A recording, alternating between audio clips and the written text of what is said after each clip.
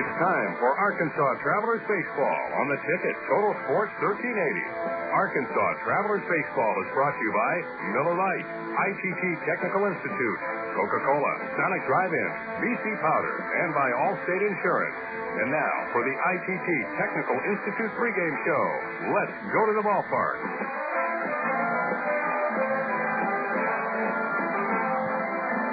Live from Little Rock, Arkansas, the Arkansas Travelers are on the air. Hello again, everybody. This is Phil Elson, and a very pleasant good evening to you. Welcome to Raywinder Field. Tonight, minor league baseball and the Texas League present the Arkansas Travelers and the Wichita Wranglers in Game 3 of a 4-game series. We are at the old ballpark in the gym box on the ticket, Total Sports 1380, as well as the Travs website, www.travs.com. This is the ITT Technical Institute pregame show. We're back to action for the Travs and the Wranglers after a day off yesterday. Much needed day off for both teams after a travel day. Arkansas and Wichita playing a double dip on Saturday night. Unfortunately for Trav fans, the Wranglers pulled off the sweep, winning the first game 5-4 and winning the nightcap 5-2. Trav committed a total of 6 errors in that doubleheader, but it wasn't the errors that caused them to lose. Trav bats a little slow in picking up where they had left off in Tulsa with some clutch base hits, and starting pitching was also a little bit shaky. Tim Bittner had one of his rough outings over the past month, walking 4 batters and giving up 8 hits and 5 runs and 5 1/3 in the opener. And Scott Snyder pitched diligently in the first 2 innings, but in the 3rd inning of Game 2, he allowed a couple of runs, and the Travs never quite got on track in the doubleheader, even though they lost by 1 run and 3 runs. They never quite got the feeling that they were in the ball game. Today, a little bit different. Willie Callaspo takes the hill. He had been roughed up in his last outing against the Tulsa Drillers, but Callaspo has pitched very well against the Wranglers. In fact, he's made 3 starts against the Wranglers this season, holding them to only 11 hits and 4 runs in 13 innings. Last time Callaspo pitched against the Wranglers, he tossed 8 innings of 2-hit shutout baseball in a 10-inning 1-0 loss. Meanwhile, one of the more intriguing prospects in the Texas League takes the mound for the Wranglers tonight. Hard-throwing right-hander Denny Bautista, who was traded from the Baltimore Orioles over to the Wranglers affiliate, the Royals, about a month and a half ago. Bautista actually started the season on the Orioles opening day roster in the bullpen. Then he gave up 8 runs in 2 innings. But he's pitched well since coming here to Wichita in the trade in 3 starts. Only 4 earned runs in 19 innings and 24 strikeouts. Guy throws very hard, getting in the mid-90s, and a very good curveball. So we do have a pretty good matchup of pitchers in today's ball game. Travs are going to have to turn on with the bats if they're going to pick up more wins in the second half. Travs batting average in the second half, the lowest in the Texas League at .231, and the Travs scoring a league-low 53 runs in the second half. We'll be talking some hitting along with pitching with Travelers minor league roving batting instructor Ty Van Berkeley, who's been on here for the last couple of days. Ty got a chance to spend most of yesterday's day off on the Little Red River. We'll talk about some fishing and about hitting some of the other prospects that are coming up to the radar screen for the Travs over the next year or so. We'll be sitting down with Ty Van Berkeley on the pregame interview after this break on the ticket, Total Sports 1380. I'm a lead technician in work and quality control for a small electronics company. I supervise 4 technicians daily and direct the testing and calibration of products. Matthew O'Mullane earned a Bachelor of Applied Science degree in Automated Manufacturing Technology in 2002 and a Bachelor of Applied Science degree in Electronics Engineering Technology in 2003 from the ITT Tech in Indianapolis, Indiana. ITT Tech has allowed me to get to where I eventually want to go. Call 1-800-ITT-TECH or visit us on the web at itt-tech.edu. ITT Technical Institute, education for the future. It started just like fun, socially. A sweet potato here, a churro there. I mean, what's the big deal? Just a few carbohydrates, right? But then the craving started. Crackers, pancakes, toast points, it didn't matter as long as it had carbs. I started ignoring my friends and family unless they had just made lasagna. Luckily, that's what my bartender told me about Miller Lite.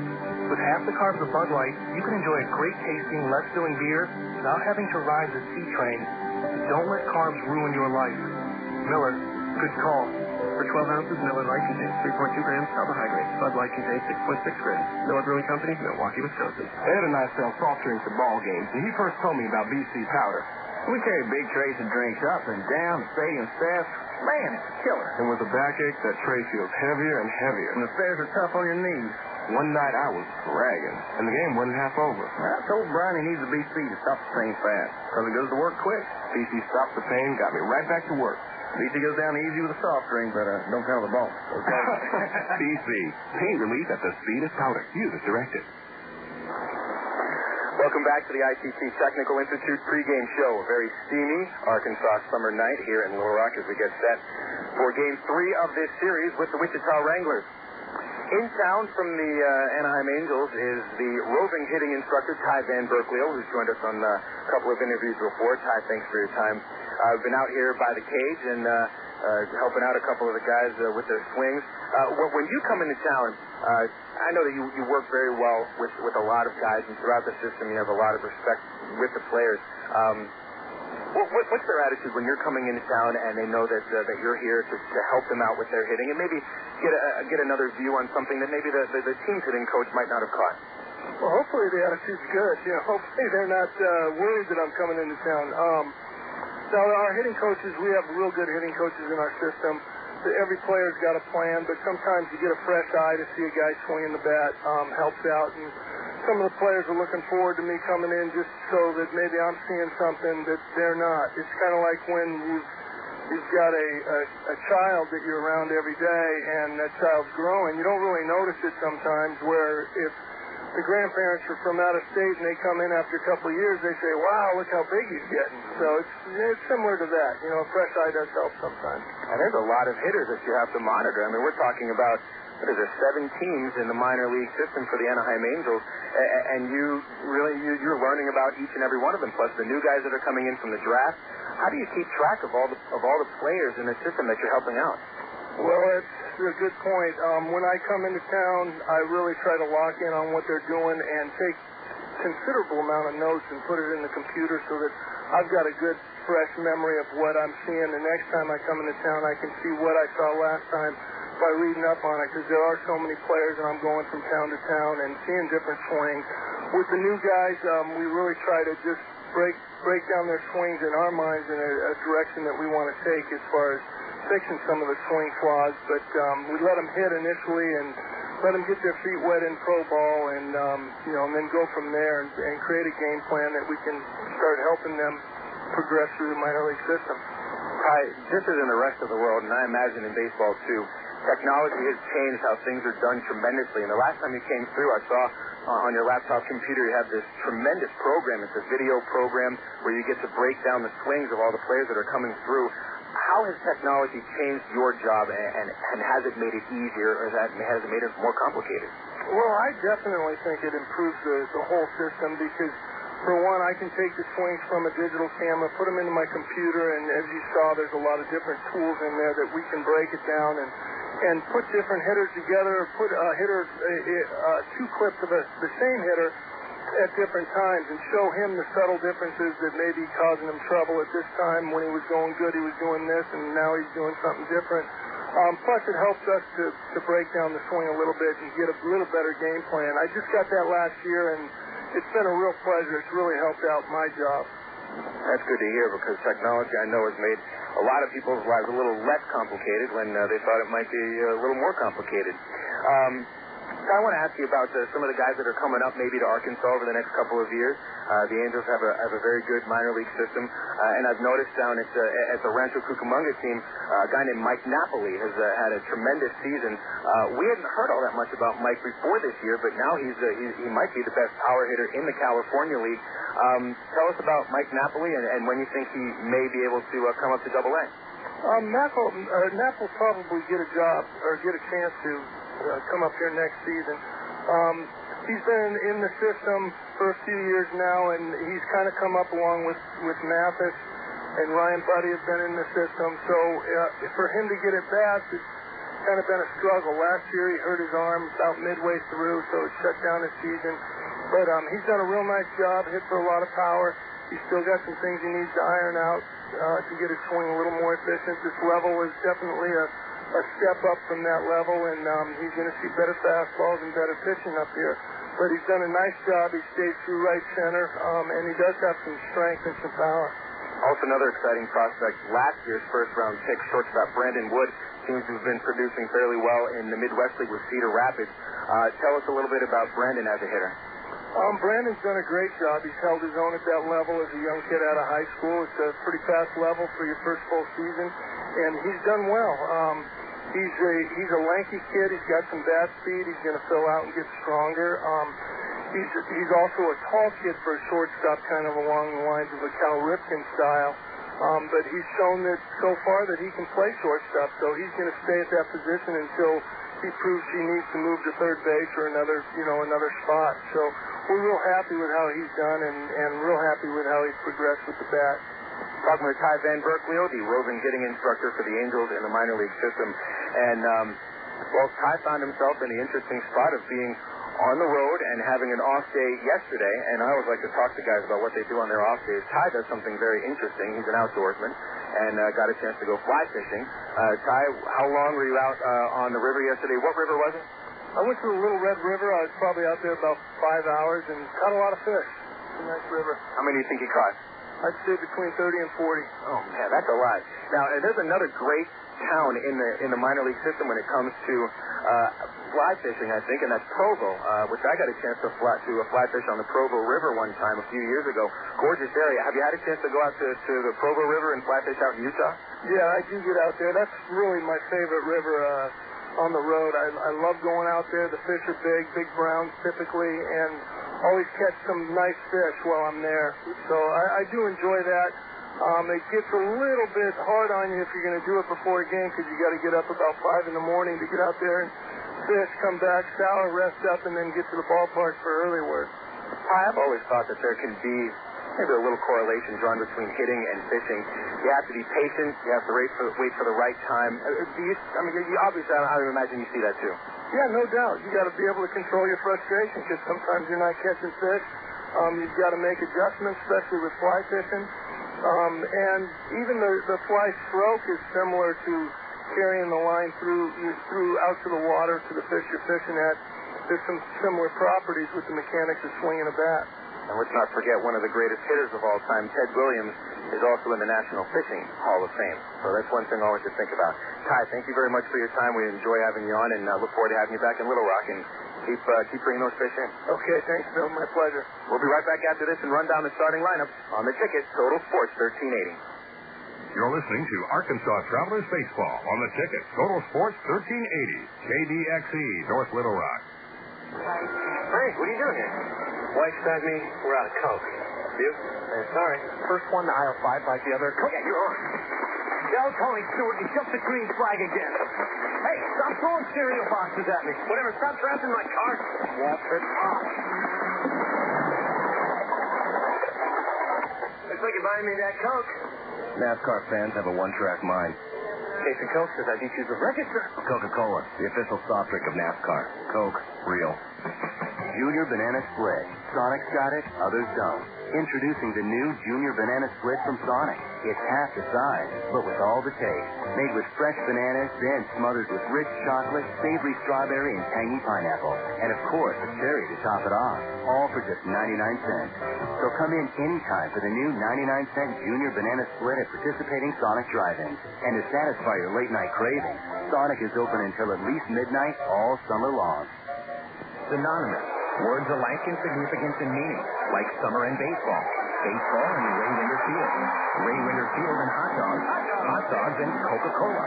Yes, Coke is joining the Travs All-Star lineup this summer right alongside the future Anaheim Angels wearing the Travelers uniform.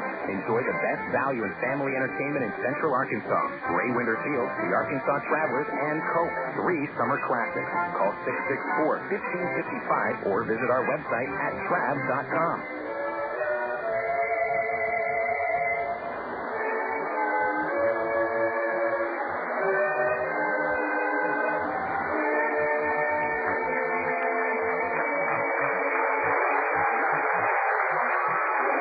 The Gospel Kicks performing the Star Spangled Banner out at Ray Winder Field. Always a fine job done by the Gospel Kicks. Phil Elson here with you on a beautiful Monday night in Little Rock. Let's get to the starting lineups. We begin with the visiting Wichita Wranglers. Of course, they are the AA affiliate of the Kansas City Royals, they come into today's game in first place in the second half. 13 wins, 5 losses, 4 games in front of Frisco and Tulsa. They'll have Aaron Guiel leading off in left field. Guiel on his first day of a rehab assignment with the Wranglers. Of course, he's he's not the former brother. He's the brother of former Traveler Jeff Guiel. And as I understand, looks very much the same. Andres Blanco back from the Futures game will be at shortstop batting second, along with Ruben Gotay, who also played for the World Team in yesterday's Futures game. He'll be batting third at second base. Cleaning up for the Wranglers, left fielder Brandon Berger. Mike Tonis, the catcher, is going to hit fifth. In the 6th spot for Wichita, first baseman Chad Santos. Justin Gamal bats 7th. He'll be at third. It's Norris Harper in the 8th spot in center field. Batting ninth for Wichita, the right fielder Wilkin Ruan. Here's the lineup for the Arkansas Travelers. First, a record of 7-11. They're currently in last place. 6 games behind division-leading Wichita and 2 games behind Frisco and Tulsa, who are tied for second. Designated hitter Javi Rodriguez leads off today with Alberto Callaspo batting second at shortstop. Nick Gorneault hits third. He'll be in center with Derek Gibson in the cleanup spot today. Derek in left field. Catching, Jeff Mathis. He's batting fifth. Mathis 0 for 1 in yesterday's Futures game. Mike Elward batting sixth will be at first base with Christian Guerrero batting seventh in right field. Hitting eighth today for Arkansas, third baseman Rudy Gomez and Victor Gutierrez. That's ninth at second base. A look at the starting pitchers for tonight. Left-hander for the Travs, Willie Collazo, comes in with a record of 2-6, a .496 earned run average. Last time he pitched the game at Raywinder Field, he shut out the Round Rock Express 1-0 on 4 hits, striking out a career-high 10. It was his second win of the season, and he was since defeated by Tulsa 6 days ago. Starting for the Wranglers is right-hander Denny Bautista. His record 1-0 with a 189 earned run average. He's pitched 1 game against the Travelers, and it was in his Royals debut, in which he held Arkansas to 4 hits over 5 in the third inning, striking out 7 batters. Travs ended up winning that ball game by the final score of 4-3. There you have it, your starting lineup. And coming up after this break, we'll take a quick look at yesterday's Texas League action and the first pitch of the ball game between the Wranglers and the Travs. And this is the Ticket Total Sports 1380. Ameripride Services is the linen and apparel company to get your team into a professional uniform program. Ameripride features a wide range of high-quality custom programs for the manufacturing industry, hospitality and food service, medical or dental uniforms, and professional and executive wear. Call 664-5575 to schedule a presentation with an Ameripride consultant. Also specializing in the finest quality table linen, rental mat, and restroom services. Call 664-5575 for Ameripride, the official garment supplier of the Arkansas Travelers. He joined the Air Force in 1964 and served in Vietnam. He commanded forces in the far corners of the globe. Rising through the ranks, he served as a 3-star general at the Pentagon. You'd think 30 years of distinguished service would be plenty. But if you're Norman G. Leeson, Lieutenant General, retired United States Air Force, that's just the beginning. Today, he's pursuing a new career as Walmart's Vice President of National Government Relations. Norm's journey took him near and far, through Asia, Scandinavia, Europe, the Middle East, and Webster University, where he earned a master's degree that served him well in his career. I'm Bob Costas, member of the board of Webster University. All Webster campuses around the world share the same belief. Education is more than just a degree. It's real knowledge, for real-world success. For more information about graduate degrees from Webster University in Little Rock, visit them on the web at webster.edu or call them 800-828-2598. And welcome back to Raywinder Field, where the Travs are just about ready to take the field and set for action against the Wichita Wranglers. This is Phil Elson alongside you. Back at the studio is Arlen Horn. And this is the Ticket Total Sports 1380, your home for Travelers baseball and Sporting News Radio.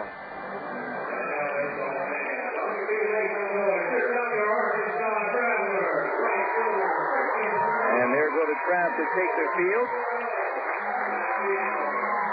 Important to pick up a win today against Wichita. Just 2 more games that these teams play, not just in the series, but over the course of the season. With the structure of the Texas League schedule, the Travs will be finished with Wichita, a team that they've played quite a bit in the first half of the season, 22 times over the first half, just 8 times that these teams will play in the second half. And Wichita in the second half holding a 5-1 advantage over Arkansas. So it certainly is imperative to win, not just today, but tomorrow. Let's not look too far ahead. Today we'll have Willie Callaspo on the mound for the Trabs. Callaspo, who was the Texas League Pitcher of the Week for the last week of June, was beat up pretty good last week against the Tulsa Drillers. They scored 9 runs on him on 8 hits and 5 in the third innings and seemed to get to Willie early in the count. Callaspo, who does not throw very hard, needs to establish his changeup early in the ballgame, and hopefully that'll make his fastball a little bit more effective. And hopefully he'll be able to establish that changeup early on. Seems to be the cornerstone to him pitching well. Take a quick look at yesterday's Texas League action. Just 3 games. Of course, we were off yesterday. An exciting game with the Midland Rockhounds and the San Antonio Missions. As San Antonio had a 5-0 lead, and Midland rallied for 5 runs with 2 outs in the 7th inning, erasing that deficit. Then they went on to win the game in the 10th inning on a single by Nelson Cruz. And that gave the Rockhounds their 7th win of the second half. San Antonio, their 6th loss. They're 3 games in front of Round Rock, 5 in front of Midland, 6 ahead of El Paso. El Paso lost 6-3 to Round Rock with Brooks Conrad leading the Express to their 4th straight win with a 4-hit ball game. And Frisco defeated Tulsa 7-1 with the Rough Riders rallying for all 7 of their runs in the 5th inning. John Hudgens picked up his first AA victory, tossing 7 effective innings. And so that kept Frisco to 4 games in back of the Wranglers, and the Tulsa Drillers also 4 games out. Well, we're set for baseball. Here's Aaron Guiel stepping up to the plate to lead off against Willie Callaspo, and Willie's first pitch missing low and outside, ball 1, and we are underway. It's 7:11 in the evening. Gorgeous night for baseball, though certainly a little sticky. Of a pitch for a strike on the inside corner. Guiel, a left-handed batter. And something he hasn't done for a while is bat in the Texas League. He did play in the league in 96 and 97. And he was coming up with the Angels back when they were in Midland, and he'll swing and miss with a slow curve from Willie. And a count 1-2. Guiel was the opening day left fielder for the Kansas City Royals after a pretty good 2003 season. But blurred vision kept him from producing very well, and he'll take outside from Callaspo to count 2-2. Guiel hit only 173 in 24 games with Kansas City and had to sit out for a while. Had laser surgery on his left eye. Outside from Willie on a changeup. Now the count's full. So Guiel started 8 games with Omaha at AAA. Recently came down here to Wichita. And he is slated to play about 5 games with the Wranglers, and they're hoping that he can get back up to Kansas City. Very patient hitter, and he'll start the game with a walk. Callaspo had him 1-2 and then throws 3 pitches out of the strike zone. And that'll send Guiel to first base on a leadoff free pass, bringing up Andres Blanco. Ruben Gotay now on deck. Blanco started yesterday's futures game, reaching base on a walk. He also struck out once. Very talented young shortstop out of Venezuela, about right-handed in swing, and line one foul past third base into the bullpen in left field, and that's strike 1. Sounded like he might have snapped his bat. And Blanco's going to go get a new piece of wood. He tosses that one away and get a new one from his dugout.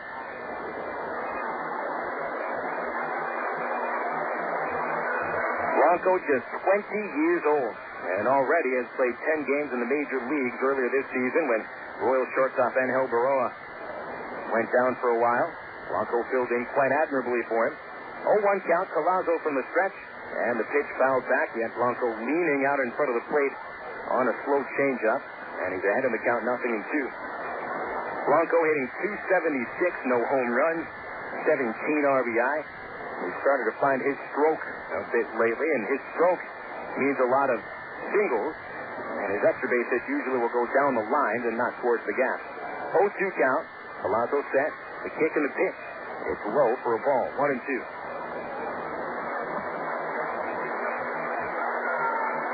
Callaspo appears in his 22nd game with Arkansas, and it's his 10th start.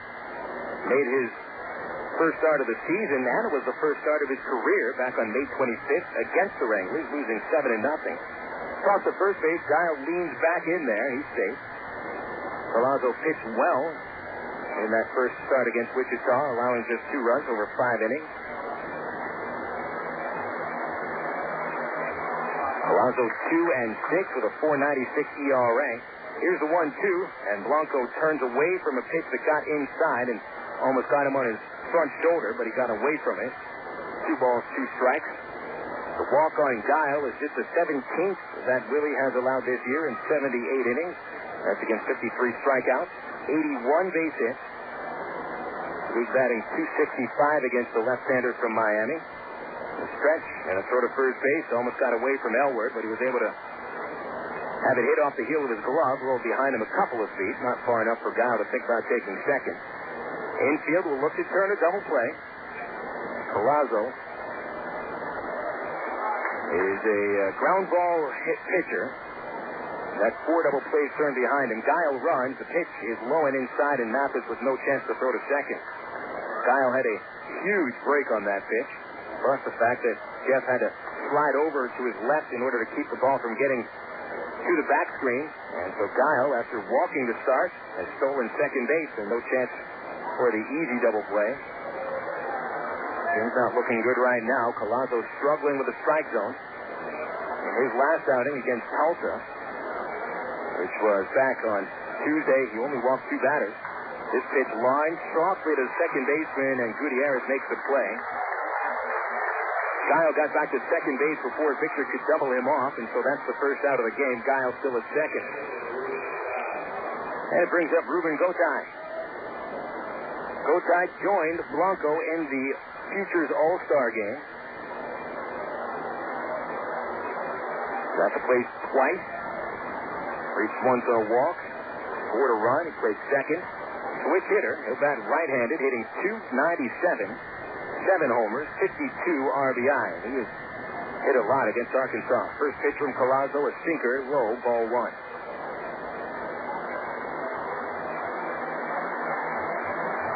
In 22 games against the Travs, Gotay hitting .307 with 4 home runs.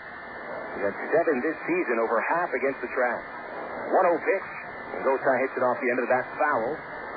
Past the right field area, strike 1. Brandon Berger is on deck.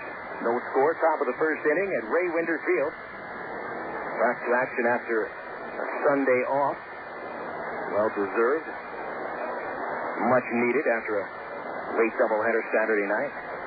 Stretch by Callaspo, count 1-1 the pitch. Gotay taking ball 2, got above the strike zone.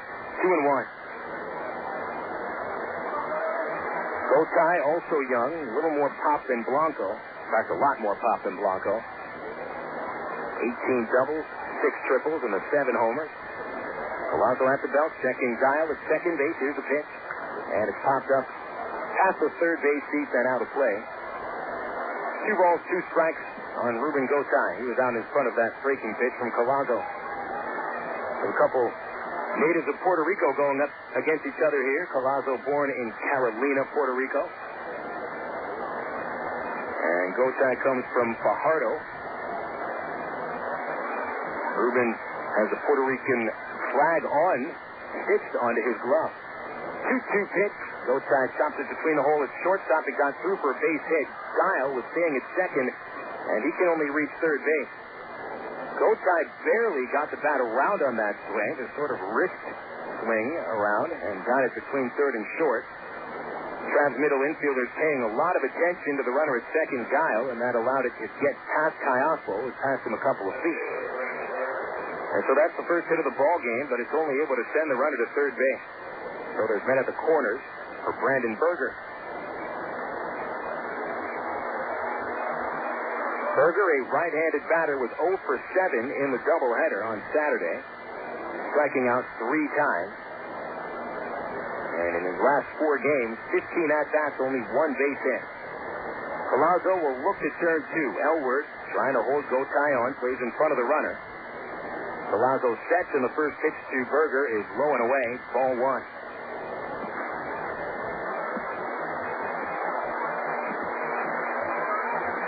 Berger hits .285 for the season with 11 home runs and 41 RBI. He, just like Blanco, also at that time in the major leagues, not too much with it. 1-0 pitch, swing and a foul back. Berger reaching out for a fastball. It was going to hit the outside black or be called outside, and he helps Callaspo out to count 1-1. Runners at the corners. Guiel at third, Gotay at first. And Ruben can run fairly well. He's stolen 8 bases in 18 tries. And he's leaning a little bit. Callaspo to the plate. The 1-1 is away. 2-1 on Brandon Berger, just one away.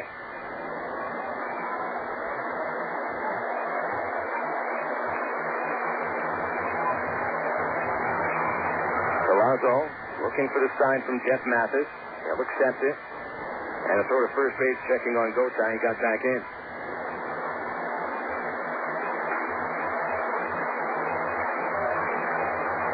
Callaspo putting himself in this spot by walking the leadoff batter, Guiel. And didn't hold him on very well. Guiel stole second.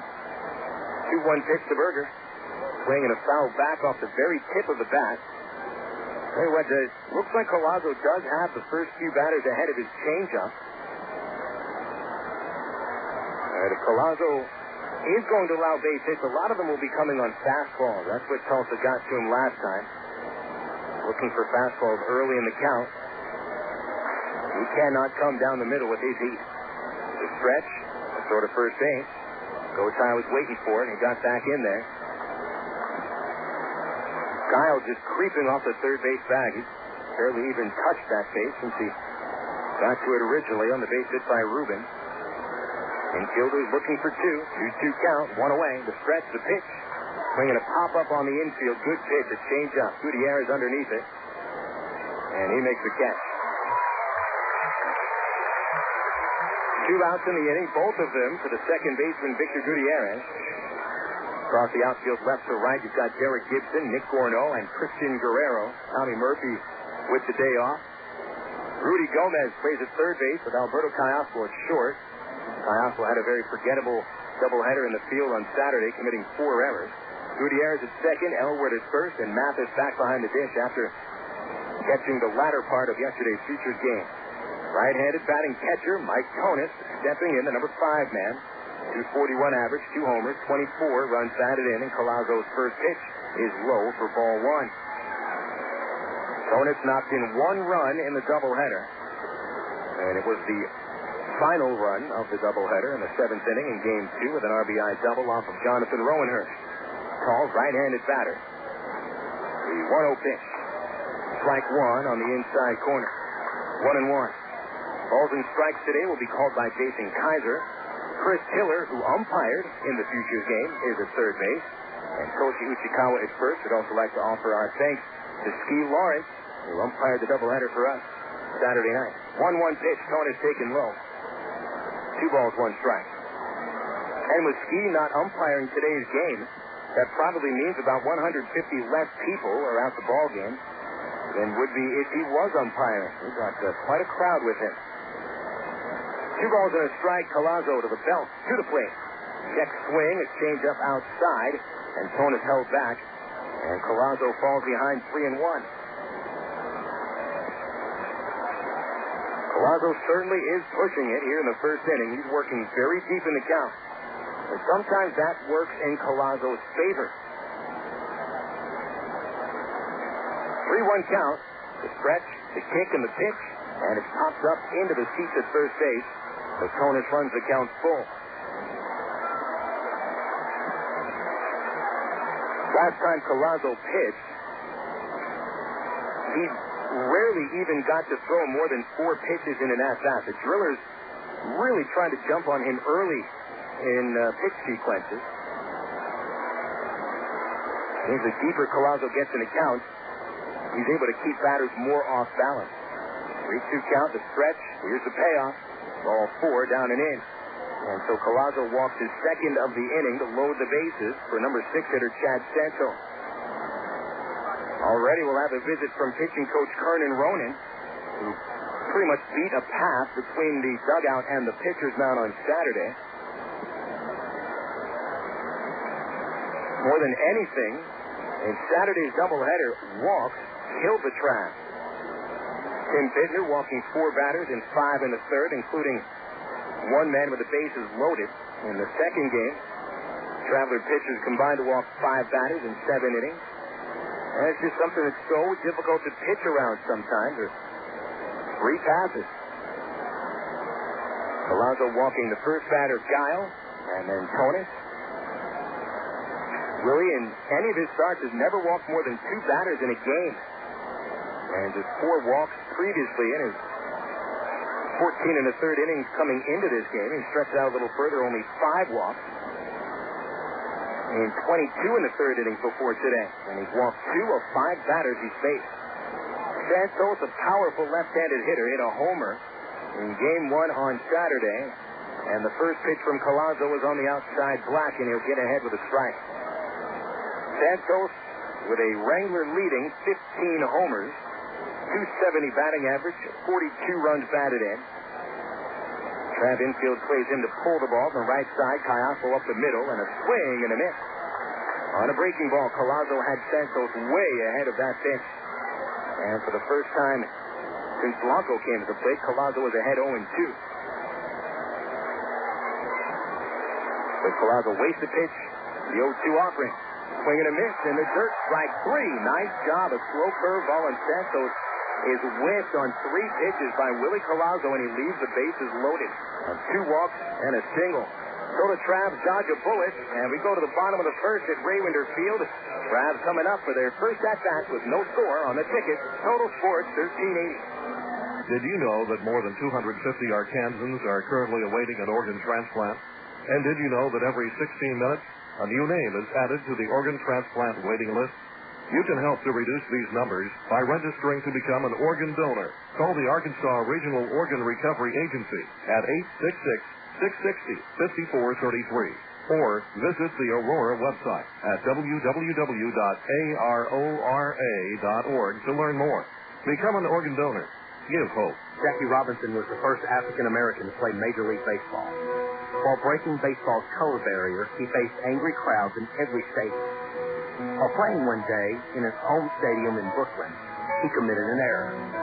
His own fans began to ridicule him.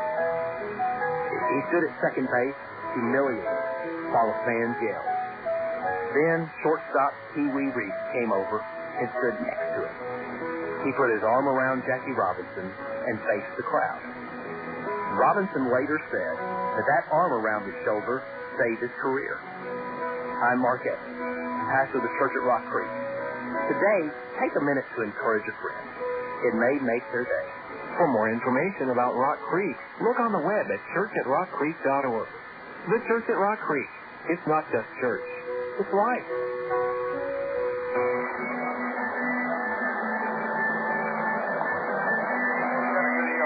And we are back at Raywinder Field to the bottom of the first inning after Willie Callaspo leaves the bases loaded. A little sweat on our brow as he had 3 men on base, but wiped the sweat off after that one. Designated hitter Javi Rodriguez leads off for the Travs with Alberto Callaspo and Nick Gorneault to follow. And let's see if the Travs can't get the bats going a little bit here. Lowest team batting average in the second half belongs to the Travs. They're hitting .231 as a team in the second half. And the Travs averaging just under 3 runs per game. Just not quite going to cut it. You have some hitters in this lineup. They're going to have to start getting things together. Javi Rodriguez standing in, and he'll take a first pitch strike from Denny Bautista. Bautista, as I mentioned during the pregame show, is an interesting prospect. Started the season on the Orioles opening day roster. Rodriguez a grounder to the second baseman Gotay with his first catch, and he'll get Rodriguez at first base. 0 for 1 Rodriguez already. He was 0 for 4 in the doubleheader, and now 2 for his last 16. Here's Alberto Callaspo. Bautista might have the longest legs in the Texas League, at least amongst the players. He's 6'5", and it looks like at least 4 feet are all legs. Callaspo bats left-handed. He hit the ball very well in doubleheader. A strike on the first pitch. Bautista weighing only 170, but he can get his fastball into the mid-90s with a nice curveball. Big right-hander from the Dominican. Facing Callaspo. The 0-1 down and in. 1 ball, 1 strike. In the doubleheader, Callaspo at the plate was 3 for 7 with a homer and a couple of doubles. He knocked in 2 runs with a long home run to right center field. The pitch. Swinging a foul at the plate, strike 2. But Callaspo also had quite a forgettable day in the field where he did commit 4 errors, 3 of them in the second game. And while a lot of times you can blame errors on the field, the actual condition of the playing field, not on Saturday. Callaspo just did not play some of those balls correctly. The 1-2, he'll wait in a curve, ground it to short, and Blanco right there. He's smooth, and he throws him out. One Venezuelan shortstop grounding out to the other. Callaspo jogging back into the dugout, and here's Trav's center fielder, Nick Gorneault.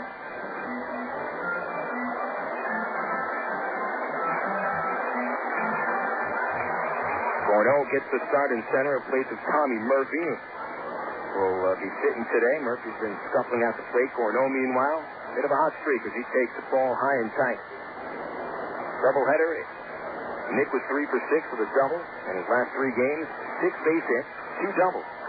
Big right-handed batter. Trying to meet him to start putting some massive wood on the ball, and he'll take a strike at the knees. It's 1-1.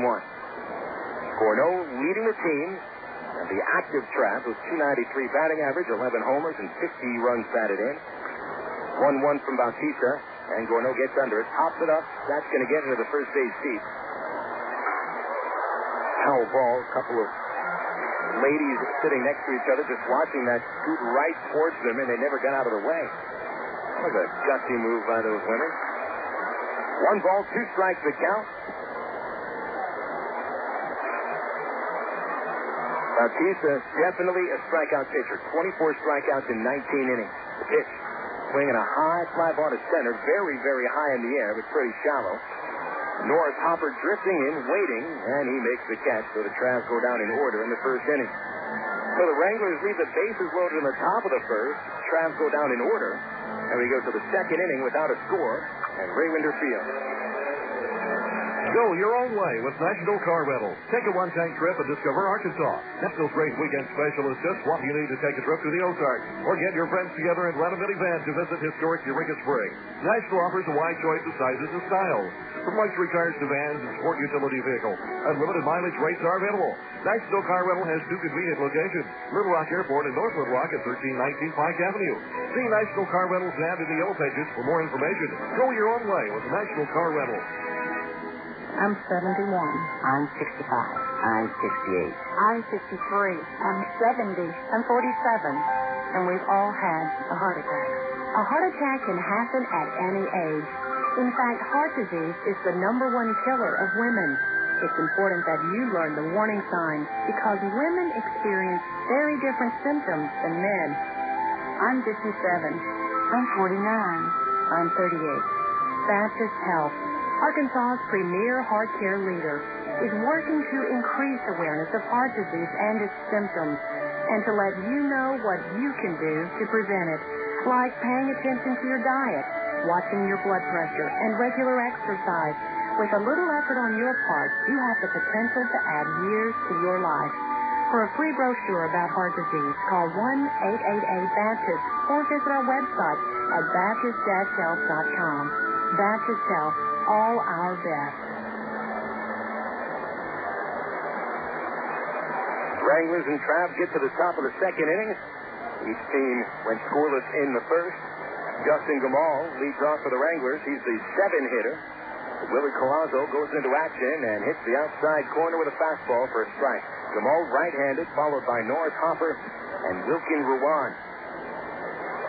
Bottom of the order really killed the Travs in the doubleheader as Gamal gets one down the line at third base. Charging in Derek Gibson. Gamal going to be held to a single as that ball literally died in the outfield. Once it hit the grass in the outfield, it pretty much didn't move anymore. Call it a base hit for Gamal, a leadoff single. Gomez took a step and a half towards the line, trying to chase that one, and it just got past his glove. Too bad Rudy is not the incredible rubber man. Otherwise, he could have stretched his hand out a little bit further. He only needed about an inch or two more. And so Gamal reaches base. He was 3 for 7 in the doubleheader. Here's Norris Harper. Bottom of the order, as I mentioned, really killed the Travs in the doubleheader. Harper sends a fly ball to right field on the first pitch, and Christian Guerrero is there. He'll make the catch. One away, Harper gone, then brings up Ruan. Corey Hart was the main reason the Wranglers did so much damage offensively against the Travs in the doubleheader, combining for 20 base hits and 10 runs. Hart 2 for 2 in the first game.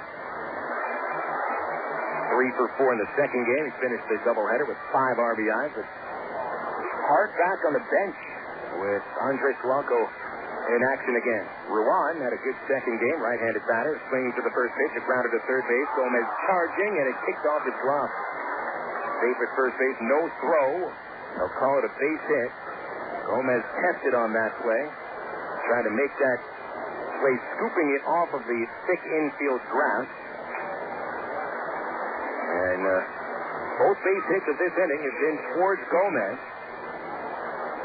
And now Gamal is second, Ruan at first. Callaspo has only thrown 4 pitches. 3 of them have been swung at.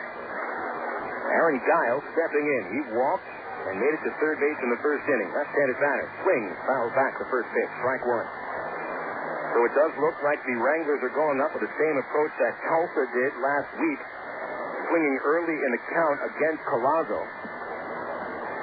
They let him get pretty deep into the count in the first inning, maybe just to see what he had.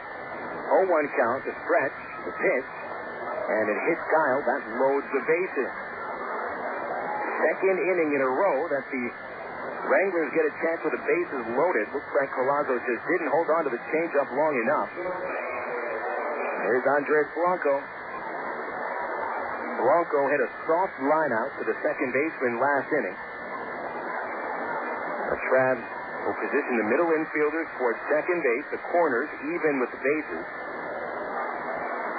And those bases are full of Wranglers, only one. Really, with Blanco, he'd have to worry about grand slams. He's never hit a home run in his career. But you don't want to get too cute here. The 1-0 pitch, a strike on the outside edge, good curveball from Callaspo to even the count at 1 apiece. Blanco 1 for 4 with the bases loaded this season. As a team, the Wranglers hit .239 with them juiced up. 1-1 pitch on the way. Blanco fouls it back, another changeup, and it had him ahead.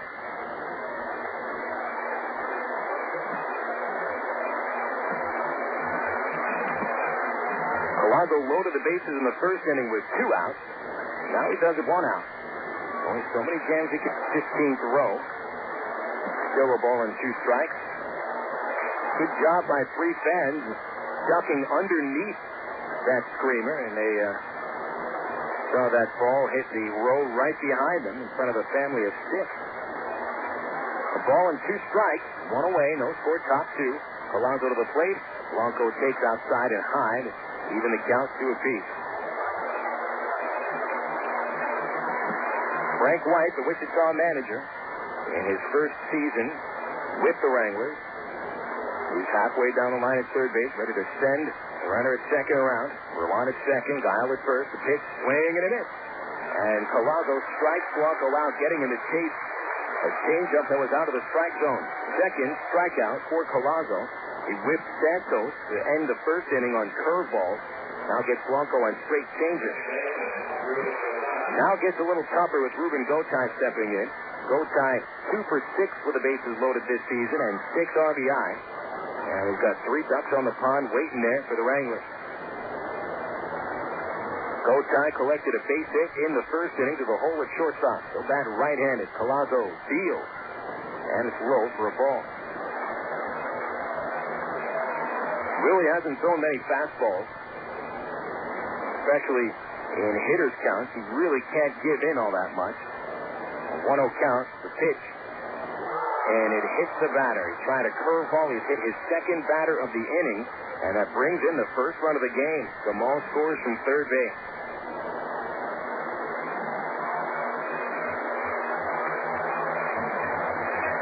Really nothing Gotay could do to get out of the way of that pitch.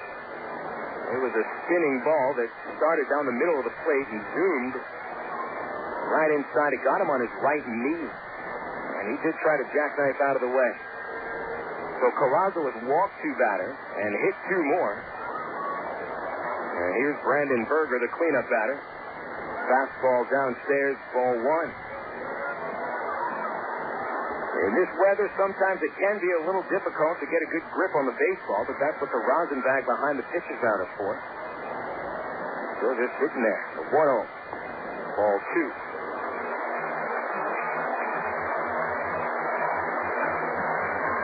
Berger 0 for 1 on a pop out of the first inning. He's hitless in 8 at-bats over the series. So Callaspo falls behind 2 balls and no strikes. Here's his next pitch. Swinging a pop-up behind the plate. That's going to get to the top of the press box. And now it hits that chain link and rolls back down. So Willie gets the first strike on a foul ball.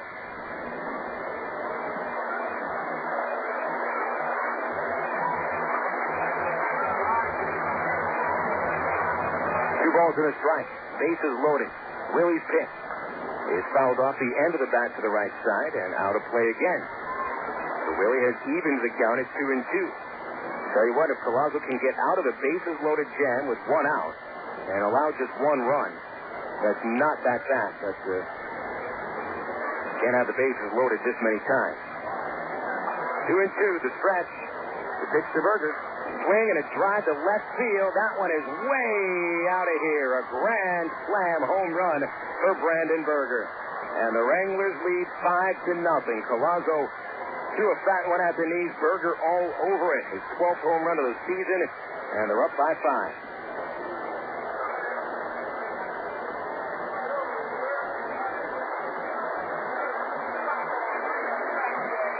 Hey, fans, it's easy to get discount tickets to Trav's games all year thanks to Ready Ice, Arkansas's #1 ice company.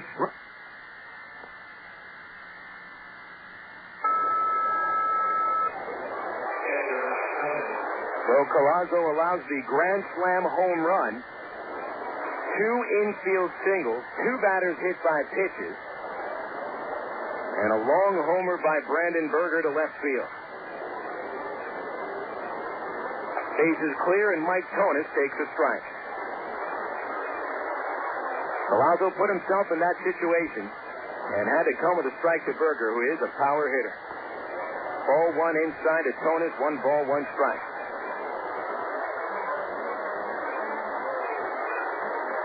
Homer number 6 off of Willie. Second he's allowed in as many starts. He gets Tonis to swing and miss. 1 ball, 2 strikes. Berger knocking in RBIs 42 through 45. The 1-2 grounded fair down the first base line. Nice piece of hitting by Tonis. He'll try for a double as Guerrero picks the ball up, and now Tonis stops about 10 feet past first base. Callaspo tried the outside corner with that pitch, and Tonis was all over it, slapping it past the first baseman Elwood. 4 base hits in the inning. 5 runs are in, and Kernan Ronan appears for the 2nd consecutive inning on the mound.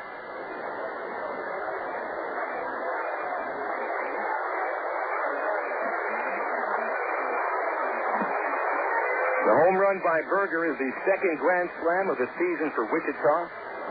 Corey Aldrich, who sits out today, has hit a grand slam last month.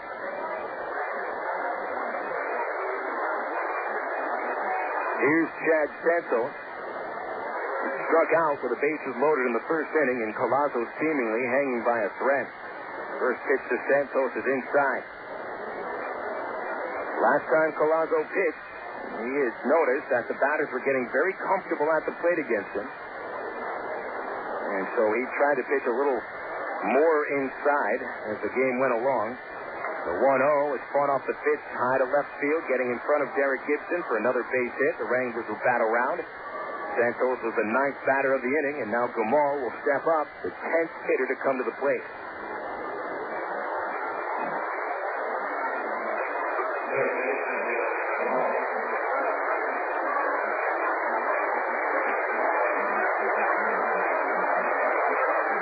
Also batted around on Callaspo in the 4th inning last Tuesday.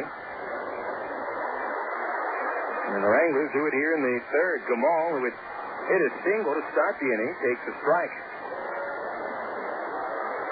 Hector Estacio has stood up in the bullpen. He'll start to warm up. The 0-1, Gamal Pops it out of play, strike two.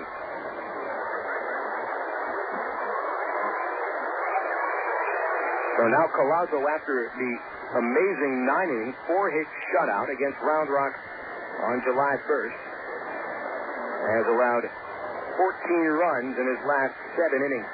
Gamal fights one to center field, charging in. Gorneault diving, and he couldn't catch it. Right off the tip of his glove, and this will bring Tonis in from second base. 6 runs have scored. Santos the third. Gamal with his second base hit of the inning.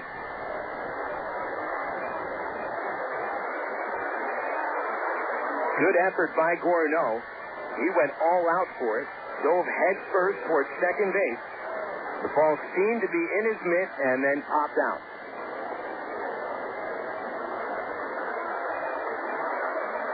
6-0 Wichita. It is already a long road back for the Travs. And take into account that in 18 second-half games, the Travs have scored 5 runs twice. And they need at least 6 right now to tie it. Here's Norris Harper. A strike at the knee.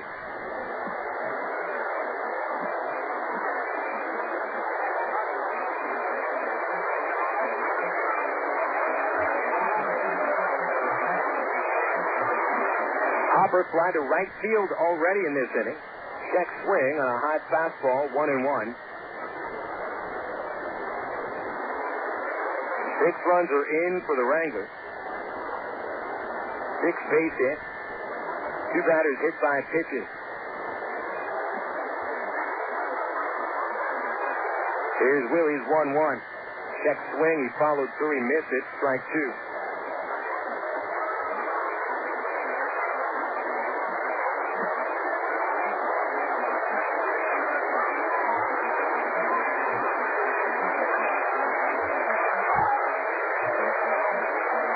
One ball, 2 strikes. Callaspo needs the out. The pitch is chopped to the mound, and Willie plays it. A look at the ball. Fire to first. He almost overthrew it. Elward, thankfully, was able to stretch out and bring that one in. And that ends the third for the Wranglers. 6 runs come in for Wichita. 4 of them on a grand slam by Brandon Berger. Wichita 6, Arkansas nothing. Bottom of the second comes up after this on the ticket. Total Sports 1380. Hey, fans, it's easy to get discount tickets to Travs games all year thanks to Ready Ice. Arkansas's #1 ice company, Ready Ice presents Ready Ice Wednesdays at Ray Wonder Field. Just pick up a discount coupon for any Wednesday Travs home game anywhere Ready Ice is sold, like most Shell and Exxon gas stations. Bring the coupons to the Travs box office for $3 general admission tickets to any Wednesday home game. That's Ready Ice Wednesdays at Ray Wonder Field all season long. Thanks to Arkansas's #1 ice company, Ready Ice. Faucets leaking, termites feasting, listen, tackle, paints and spackle, tubs, jacuzzis, tapes and movies, everything from A to Z. Tile and lumber, tons of plumbers, elevators, coffee makers, radiators, party savers. Take a look at your fingers. Other books. When it comes to making their buying decisions, people today let their fingers do the walking through Yellow Book Yellow Pages. It's no wonder. Yellow Book's packed with money-saving coupons, restaurant menus, and vital community info. And with more ads than ever before, it has everything you need right at your fingertips. It's easy to spot.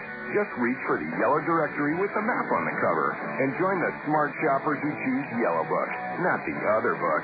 Put your business in Yellow Book. Call 1-800-YB-YELLOW. Not the other book.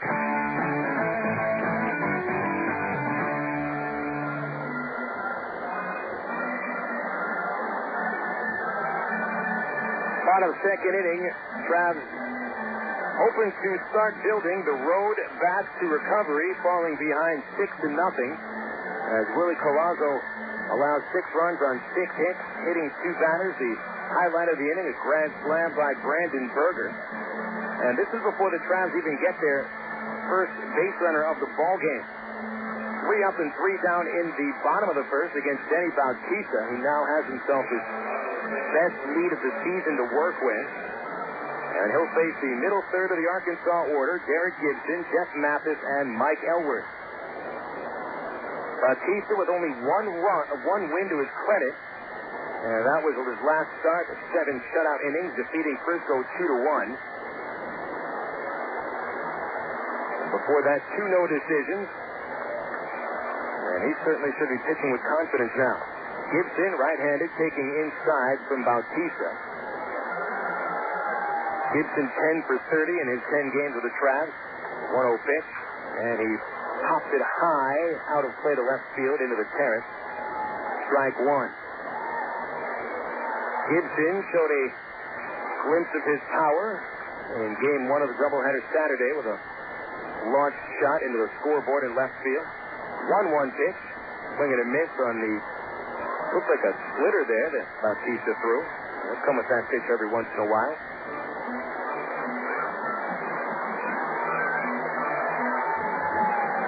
Gibson has hit 2 homers in his 9 games with the Travs.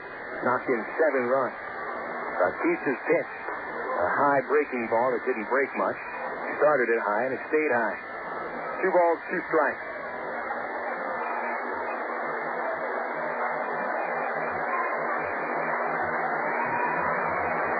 Bautista squares to the plate. The leg kick. The 2-2 is swung on and hit high to left field. The ballpark will hold this one as Berger is about 10 feet in front of the warning track and he'll make the catch.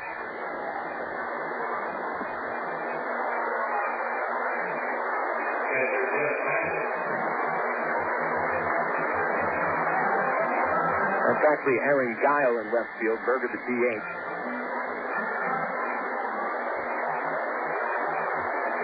Jeff Mathis steps in. Mathis, in the Futures game yesterday, went 0 for 1 with a strikeout. The 2 Travs in the Futures game did not fare very well at the plate. As Mathis grounds one over the mound of the second baseman, Gotay will see some dust kick up as he shuffles over to the bag and makes the play at first, and there's 2 gone. Mathis went 0 for 1 with a strikeout, and Dallas McPherson struck out in both of his at-bats in the Futures game. One time against the probable Texas League Pitcher of the Year, Jeff Francis. But with all the minor leaguers that go to the Futures game, what they seem to come away with is how well they are treated by the organizers of the event. Elwood stepping in, and he'll take inside for a ball. Elwood hitting .279, 5 homers, 43 runs batted in. Mathis loved the fact that he was given a portable DVD player as a thank you gift for playing in the Futures game. There's a swing and a miss by Bautista, 1-1.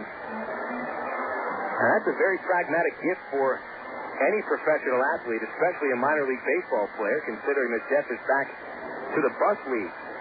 1-1 inside, ball 2. And I don't say that with any, not meaning to say that about Jeff's ability to play, but the fact. Double-A leagues or bus leagues, and hey, you kind of have something to do on the bus, so why not watch movies? 2-1 pitch, a hard grounder to the shortstop, backhand play, Blanco. There's that arm to first base, right in time. And so Bautista has set down the first 6 batters he's faced. The Wranglers lead 6-0. As we go to the third on the ticket, Total Sports 1380. New windows? You know you need them. Your energy bills are high, and your home isn't comfortable when your windows are drafty and noisy. So who can you count on for energy-efficient windows at a fair price? Sears Home Services. Call Sears now for a free in-home consultation and estimate at 1-800-531-7785. Sears vinyl framed windows have multi-paned glass that may help reduce your energy costs.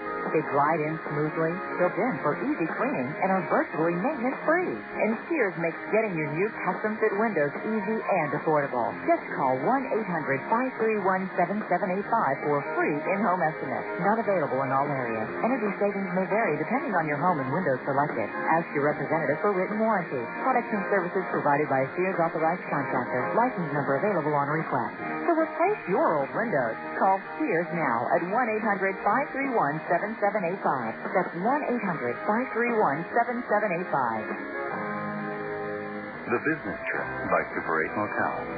Somewhere between the last meeting and home, between 4 drive-thrus and the blob of ketchup on your favorite tie, between 60 dead bugs on your windshield, an empty window squirter, and a wiper blade gone awry.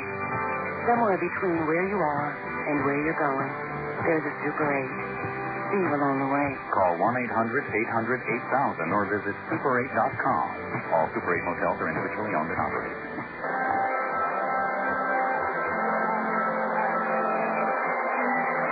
Into the third we go at Raywinder Field, and the Travs have made a pitching change. Willie Callaspo knocked out after 2 innings. And Callaspo probably could have gone a little bit further, but this might be able to save him for later on in the homestand. If the Travs get into some trouble early in a ball game, Callaspo didn't throw that many pitches. Only 2 innings of work. He'll be able to come out in maybe 3 or 4 days, give the Travs some work out of the bullpen. And so Hector Estacio has come out to relieve him. Willie giving up the 6 runs all earned on 7 hits in 2 innings, 1 home run. And where he really erred was the lack of command. 2 walks and 2 hit batters.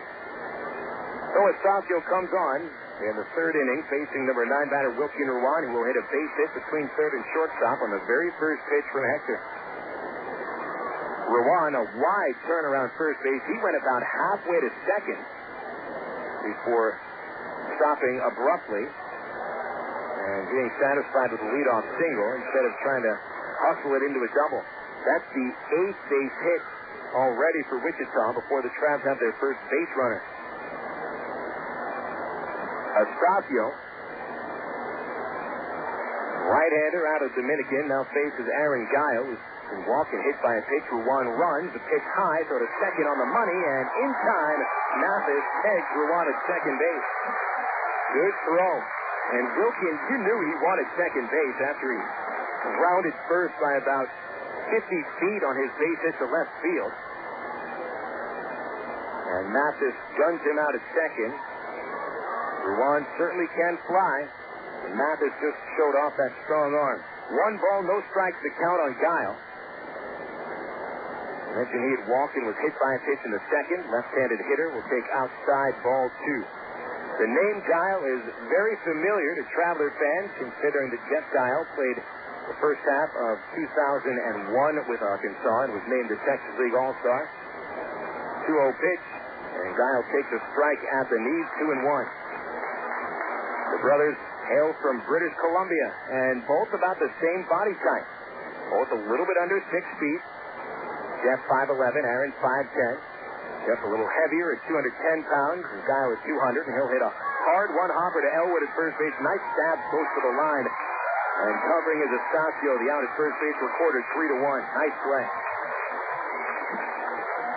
Jeff Guiel these days is playing for the Syracuse Sky Chiefs, the AAA affiliate of the Toronto Blue Jays, and really not having a very good year. I've always thought that Jeff Guiel wasn't given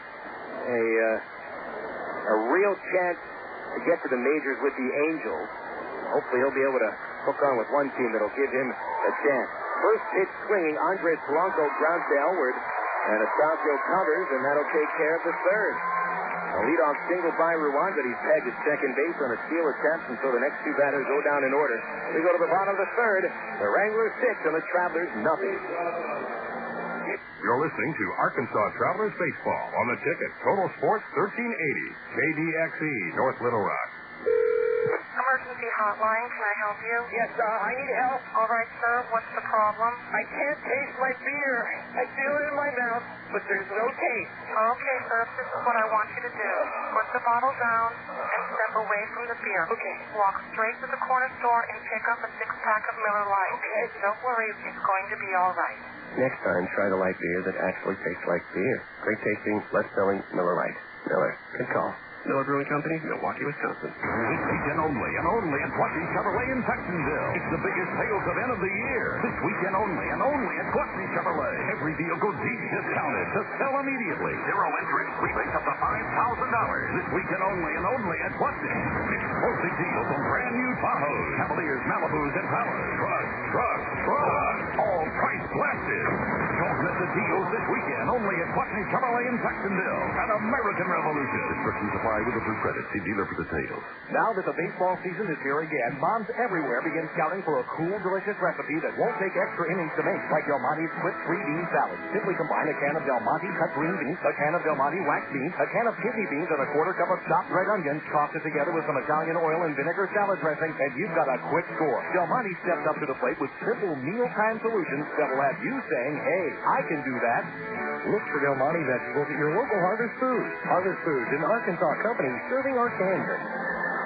Travs back to action tomorrow night, 7:10. First pitch with the Wichita Wranglers in town for the final game between these two teams of the season.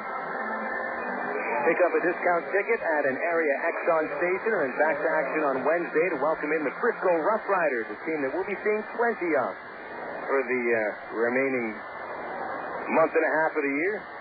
Frisco and Arkansas playing Wednesday through Saturday. Then we play the Rough Riders again at the end of July. And 8 games between the teams in the final month. Christian Guerrero leads off a third for Arkansas. Takes a pitch inside from Denny Bautista. Wranglers leading 6-0. And Guerrero swings and chops one to the shortstop. Blanco gloves it.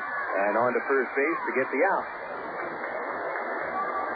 7 up, 7 down. Bautista without a strikeout yet, but most of the outs coming on grounders. 5 ground ball outs, and really all of them have been routine ground balls. Bautista now facing number 8 hitter Rudy Gomez. Victor Gutierrez on deck. Gomez, the Travs third baseman, had 2 base hits come his way in the Wranglers' second inning rally. He'll ground one up the middle, diving stop from second base by Gotay, but Gomez beats the throw to first, and he's the first base runner of the game for the Travs. Gomez has been so frustrated at the plate these days. It's only his 4th base hit in his last 24 at-bats, but Rudy had a few base hits robbed from him by the Drillers in the previous series, and also in a doubleheader on Saturday. Gomez, while he's not hitting well, his numbers don't really belie how well he's been hitting the ball. Gutierrez steps in, and a ground ball to first pitch to shortstop. Blanco fields it. The Gotay one out to first base. Double play. That was a perfect 6-4-3 turn. The ball really didn't even spend much time in the middle infielder's glove. So the Travs get their first base hit, but a double play ends the third inning. And after 3 at Ray Winder Field, the Wranglers 6, the Travelers nothing. Take and Check is the Great American Barbecue House, featuring rib dinners, barbecue sandwiches, gourmet sandwiches, catfish, burgers, choice steak, country fried steak, chicken, and more. Your whole family will enjoy Take and Check. There's a kids menu for the little ones, and now for those watching those carbs, Take and Check features a low-carb menu with the same great taste Take and Check is famous for. Dine in or carry out. For large groups and parties, Take and Check caters too. Take and Check, 7824 Highway 107 in Sherwood. Open 10:30 a.m. to 9 p.m. Monday through Saturday. Looking for the perfect snack to go along with the game? Pick up America's #1 food craving and hit a home run with your family. With more than 300 varieties of cheese made right here in America, there are endless ways to cave to the crave. Stop by your local grocer for ideas on how to create mouth-watering appetizers that the entire family's going to love. Cheese is the perfect snack to accompany any game, and you'll be a winner with your family. The power of cheese. Get out today and hit the links. Stone Links. Stone Links Golf Course is rated as one of the best public courses in the state. Sporting beautiful bent grass greens, plus lush fairways and tees. Stone Links has matured over the past 3 years into a true test of golf. Stone Links features reasonable green speed and 18 link-style holes located 1 mile off I-440 on Faulkner Lake Road. Call 945-0945 for Stone Links or visit online at stonelinks.net.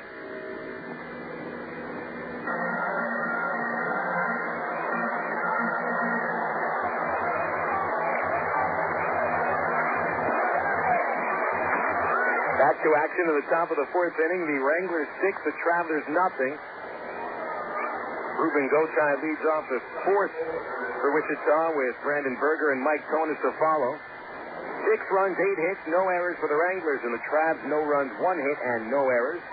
Gotay's been on base twice, and he'll take a breaking ball from Hector for a strike.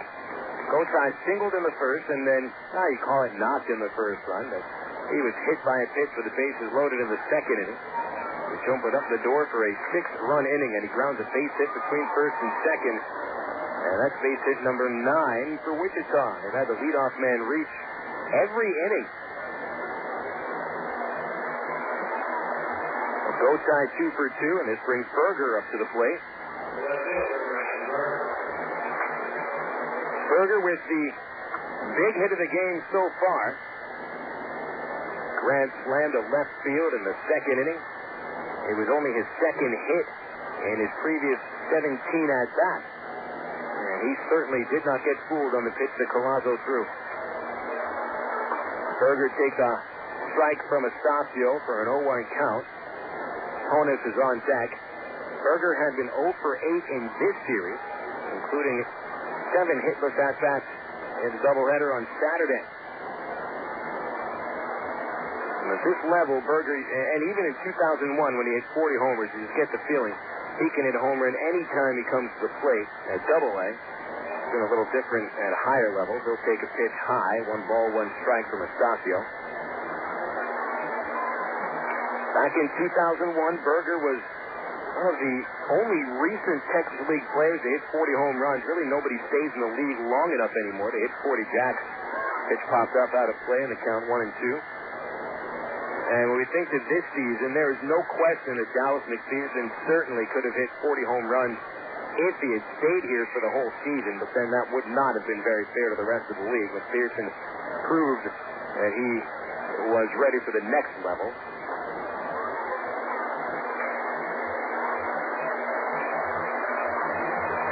Berger sort of surprised the Wranglers and the Royals back in 2001. And he had that tremendous season.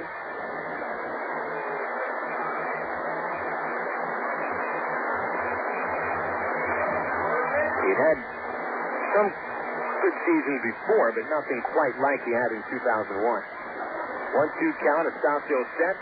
Here's the pitch. It's fouled back. Berger, a 14th round pick by the Royals in '96 out of Eastern Kentucky, had never hit more than 18 home runs in a season before 2001. 40 home runs, 2001, 118 RBIs. Really one of the best seasons the Texas League had seen. And still he wasn't named the League Player of the Year. Jason Lane of Round Rock was given that honor. Breaking ball from Estacio inside, a bit low as well, 2-2. Since the 0-1 season, Berger had his shot in the major leagues with Kansas City in 2002. Played 51 games with the Royals at 201. Runner goes, pitch outside. Mathis from his knees throws to second. Gotay is gunned at second base. Oh, Jeff Mathis throwing his knees. That was a la Benito Santiago. You don't see many catchers throw runners out at second base from their knees. That is very impressive. And over the last 2 innings, Mathis has caught 2 runners stealing. One away. And a 2-2 count on Brandon Berger. Estacio's pitch is low and outside. And that was actually ball 4. Scoreboard a little bit wrong. And so Berger gets first base. Estacio has faced 2 batters in the inning and allowed 2 to reach. And he did allow a base hit in the third, but Ruan was caught stealing. Mike Tonis coming up. 6-0 Wichita. We're in the top of the fourth. All 6 runs came in the second inning. Estacio from the stretch, and Tonis out ahead of a fastball. Fouls it off. Deep to left field, but way out of play. 0-1 the count on Mike Tonis.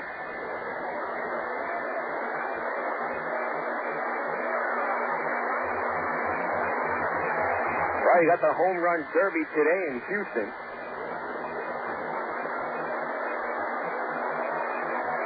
Who can win it? Garrett Anderson, the champion last year, does not take part. The pitch in the dirt to Tonis, and it's a 1-ball, 1-strike count, 1 away in the fourth. American leaguers winning the last 2 home run derbies. Garrett Anderson last year. Jason Giambi the season before in his debut with the Yankees. Last National Leaguer to win it was Luis Gonzalez. Pitch in the dirt, scoops away from Mathis. Berger getting to second base without a throw. That's going to be a wild pitch on Hector Estacio. 2 balls, 1 strike to count.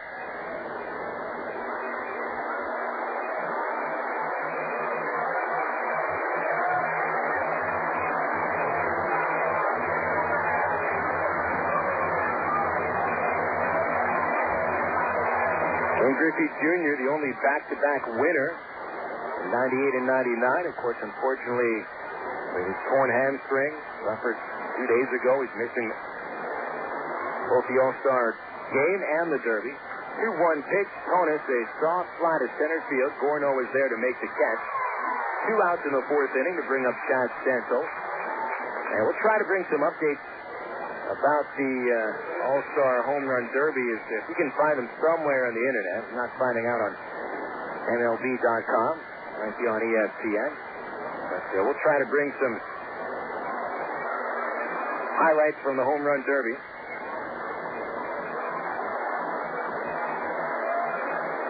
Well, it looks like we have found something here. We're already getting into the 2nd round. Barry Bonds leading with 8 home runs. One of them 483 feet. Santos takes pitch downstairs for a ball. Santos 1 for 2. That is single in the 2nd inning. 6-0 Wranglers, top 4.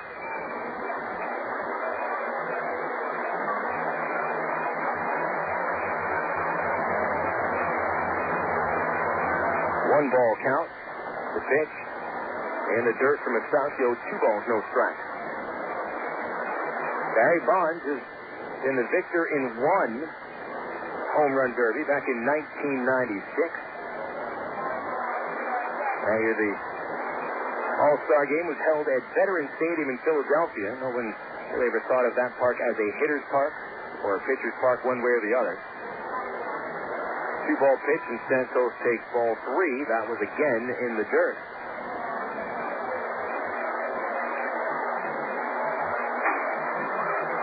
Well, when you think of Houston's ballpark and Minute Maid Field, yes, it is a hitter's ballpark without question.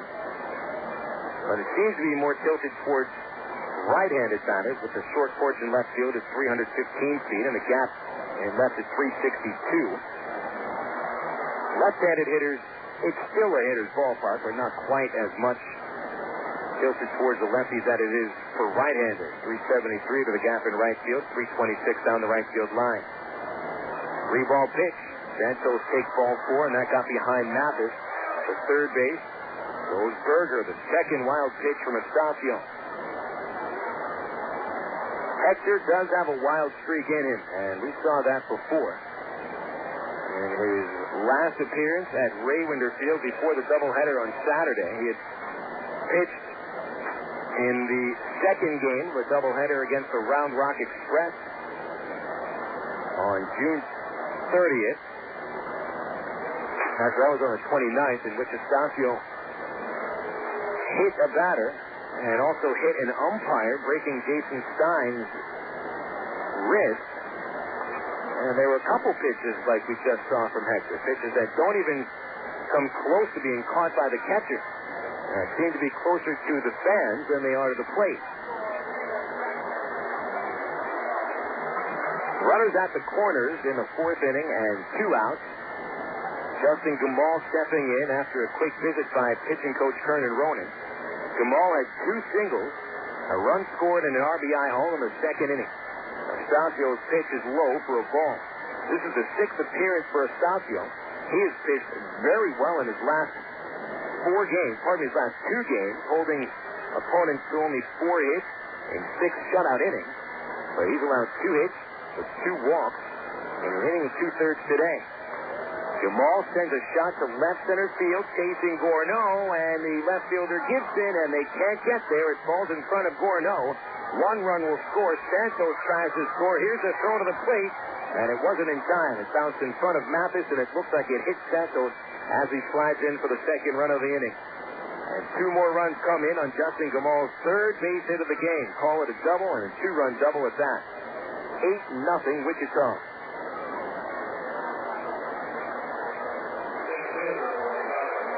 Meet Bob, the carpenter. He's smart. He's a pro, and he wants the best for his family.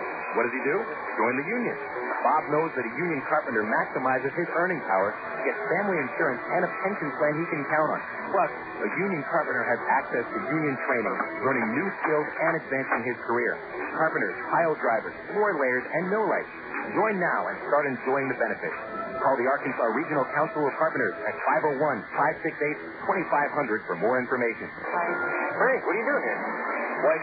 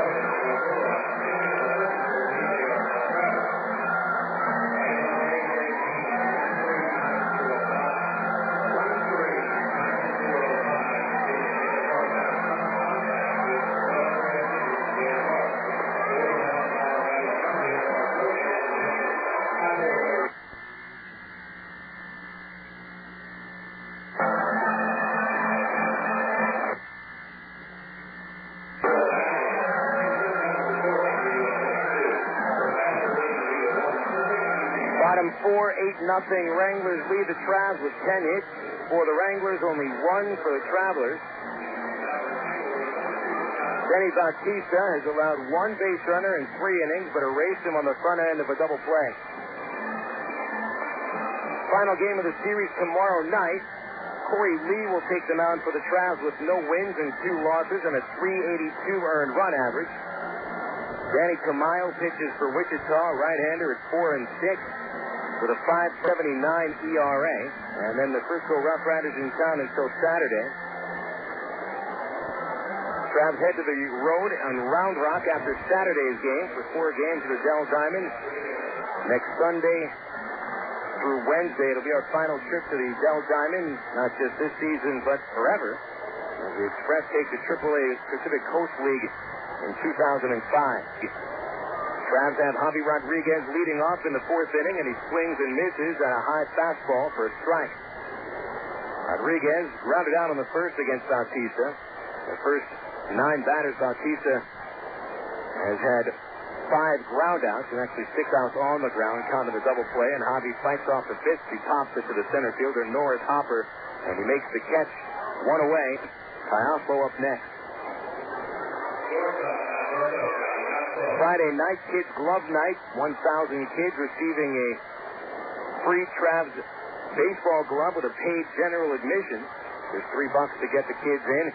Bridgeway Hospital and Fox 16 providing the baseball gloves to kids. Callaspo, first pitch swinging, rolls to the shortstop, Blanco there, and he throws to first base and gets Callaspo. Second time Callaspo is grounded out to short. Brings up Nick Gorneault.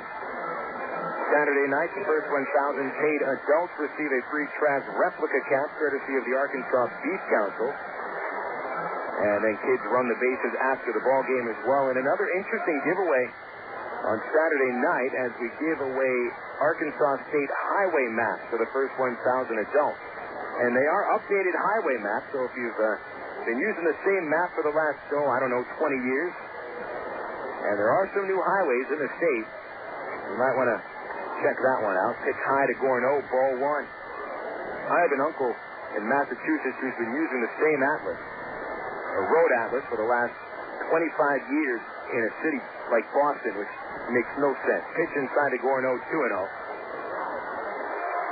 And I know there have been a few new highways here at Arkansas, so that's on Saturday night. State highway maps for the first 1,000 adults. There's a strike to Nick, who flied out to center in the first. Travs will be back in town after the short 4-game road trip next Thursday against San Antonio. The 2-1, swing and a miss. Bautista gets a fastball by Nick Gorneault. 2-2. 2 outs, bases empty, bottom 4. Wranglers 8, Travelers nothing. Bautista still looking for his first strikeout. Here's his pitch. A curveball. It's low. Gorneault fooled on that pitch. And that was a close run. The count runs full. In Bautista's last start, he struck out 9 batters in 7 innings. 24 strikeouts in his first 19 innings this year. He seems to be pretty content to throw a lot of ground balls today. Tall right-hander winds in the 3-2.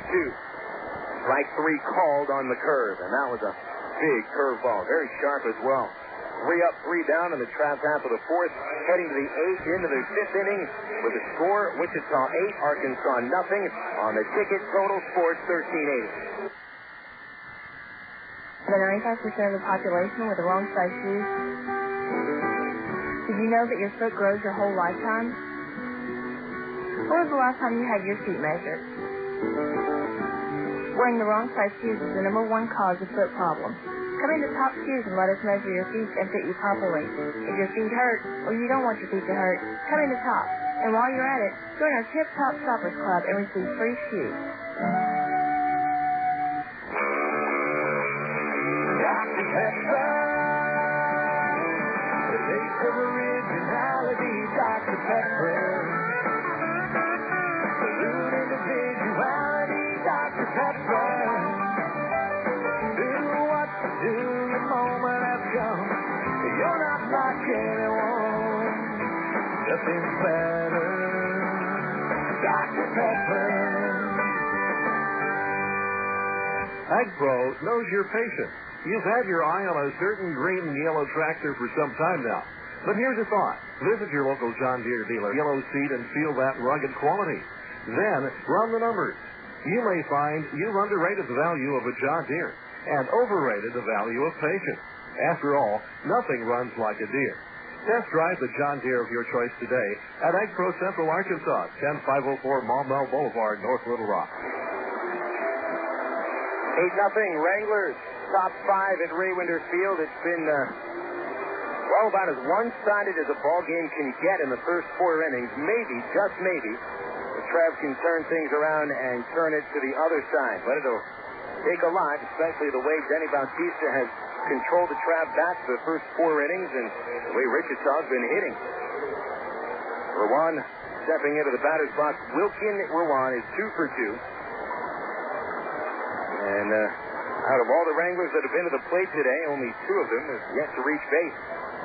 Norris Harper and Blanco. Ruan, a sharp line drive right to the center fielder, Nick Gorneault, to make the catch. 1 pitch, 1 out in the 5th inning. Let's get to some scores around the Texas League on the Southwest Airlines out-of-town scoreboard. There are 2 other games currently in action, one about to start in El Paso. Frisco 2, Tulsa nothing. That's in the top of the 2nd at the Giants soda bottle. Those teams, Drillers and Rough Riders, tied for 2nd place.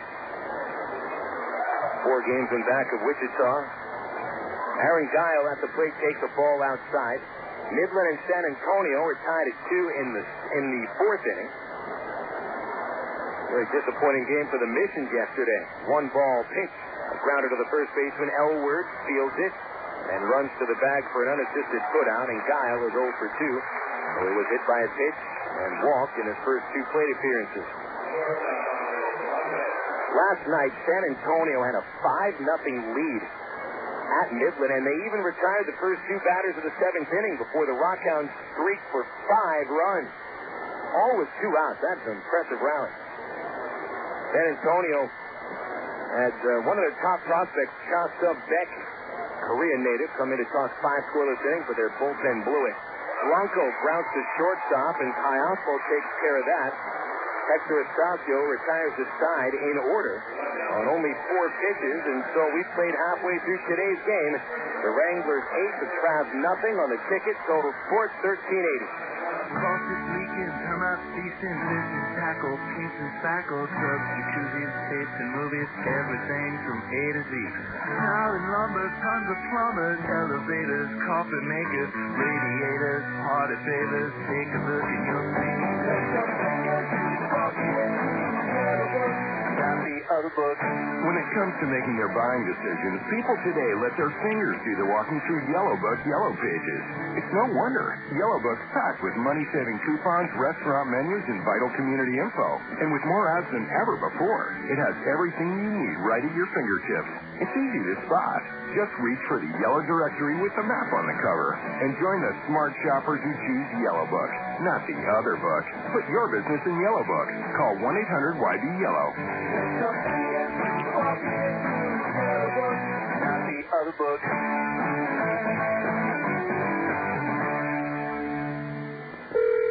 Emergency hotline, can I help you? Yes, I need help. All right, sir, what's the problem? I can't taste my beer. I feel it in my mouth, but there's no taste. Okay, sir, this is what I want you to do. Put the bottle down and step away from the beer. Okay. Walk straight to the corner store and pick up a 6-pack of Miller Lite. Okay. Don't worry, it's going to be all right. Next time, try the light beer that actually tastes like beer. Great tasting, less selling Miller Lite. Miller can call. Miller Brewing Company, Milwaukee, Wisconsin. Bottom 5, 8-0 score. The Wranglers in front. They're in good position to take the first 3 games of this 4-game series, as the Wranglers did in the first series of the second half. June 23rd through 26th, they won the first 3. Trav came from behind for a victory in the final game. Derek Gibson leads off the 5th for the Travelers, takes the pitch inside from Bautista. Bautista has set down the batters in order in 3 of 4 innings, and he's faced a minimum through 4. Got Gibson to fly out to left field. A pitch from Bautista inside, ball 2. Bautista got to be one of the top pitching prospects for the Royals. I believe they stole him away from Baltimore. Ball fouled off by Gibson, 2-1. Bautista had actually been originally property of the Florida Marlins, who signed him as an undrafted free agent just before the 2000 season. He spent about 3.5 years with the Marlins before they traded him to Baltimore last year. Pitch inside to Gibson, 3-1. Bautista was pitching for their single-A affiliate in Jupiter. Gibson all over a pitch, but fouls it hard down the third base line, 3-2. And went to Double-A Carolina, pitched well, and then was traded in the offseason. Gibson takes inside, ball 4, first walk of the game from Bautista. That seemed to be one of the knocks against him, who sometimes lost his command for stretches of time. But he hadn't walked a batter until the 5th inning, and now Gibson leads off with a base run ball. Jeff Mathis stepping in. He grounded out in the 2nd. Gibson at first. 8-0 Wichita. Mathis backs off the plate on a high, tight fastball. 1-0. Bautista had pitched so well last year that he was invited to participate in the 2003 Futures game, pitching for the World Team at U.S. Cellular Field in Chicago. Here's the stretch on a 1-ball count to the right-handed hitting Mathis. The pitch. Swinging a grounder towards the hole at short, gets through a base hit. Second of the game for the Travs. First for Mathis. His .258 average will creep up just a little bit. 2 men on base for Mike Elworth.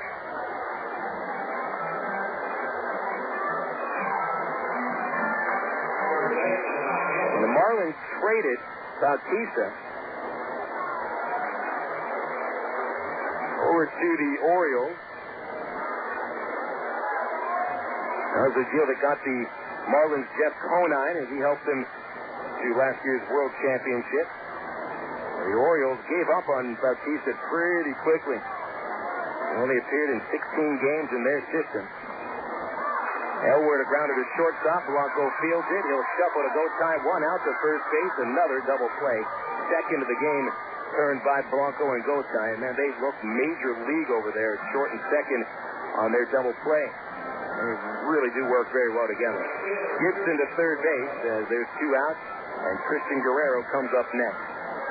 And so no matter how good of a prospect Bautista is, you do have to wonder why has he been traded twice in the last 11 months for a guy that gets a fastball up to 97 and his curveball just looks terrific. What's with all the trades?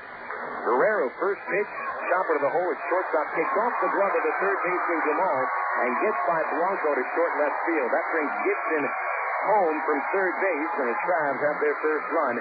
Guerrero is awarded a base hit and an RBI, his 29th RBI of the year, and it's 8-1 Wichita.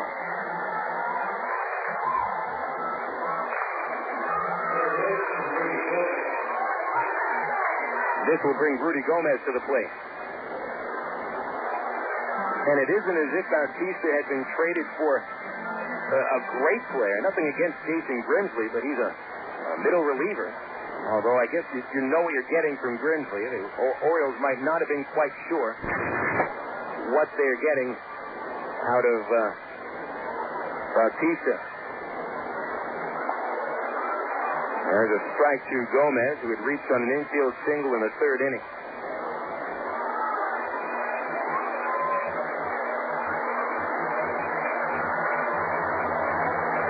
Right-hander, Gomez, with a runner at first, 1 run in. Bautista set. Here's the 0-1. Swing and a miss on a curveball, and that time Gomez had no chance at that. No balls, 2 strikes.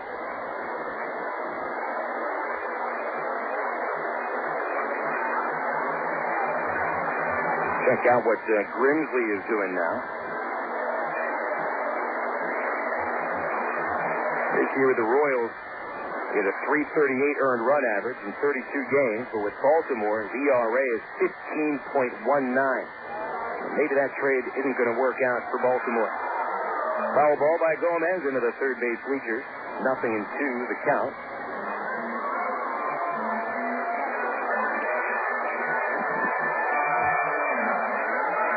Grimsley probably more famous this season for the play involving Ken Harvey, in which Harvey was trying to throw a ball home while Grimsley was trying to cover first base. And Grimsley got hit in the face by Harvey when he tried to throw. The 0-2 pitch, swing and a miss, strike 3. Second strikeout of the game for Bautista. And that ends the 5th inning. Though the Travs do manage 1 run on 2 base hits, they leave a runner on base. After 5 in Little Rock, 8-1 is the score. Wichita leads here on the ticket. Total Sports 1380. Power on. Plug in. And you get ready for that club when there's just hearing you lose. Power up at the Electric Cowboy, I-30, the Chico Road exit, where there's always something going on. Electric Cowboy open Wednesday through Sunday. Doors open at 7:30 each night. And just listen to all that's going on. Wednesday night, ladies' night.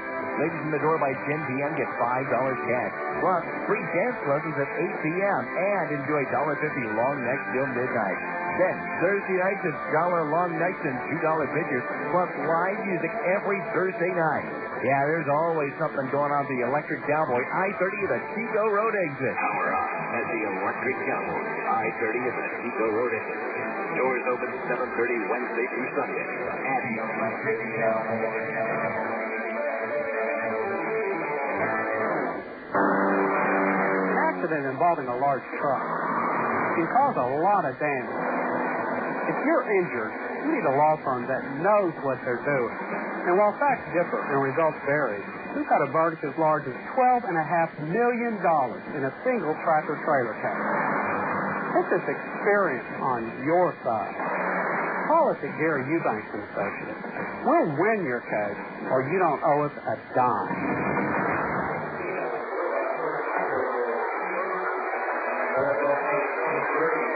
5 innings in the books at Ray Winter Field. Here are the totals. And brace yourself. The Wichita Wranglers scoring 8 runs on 10 base hits, no errors.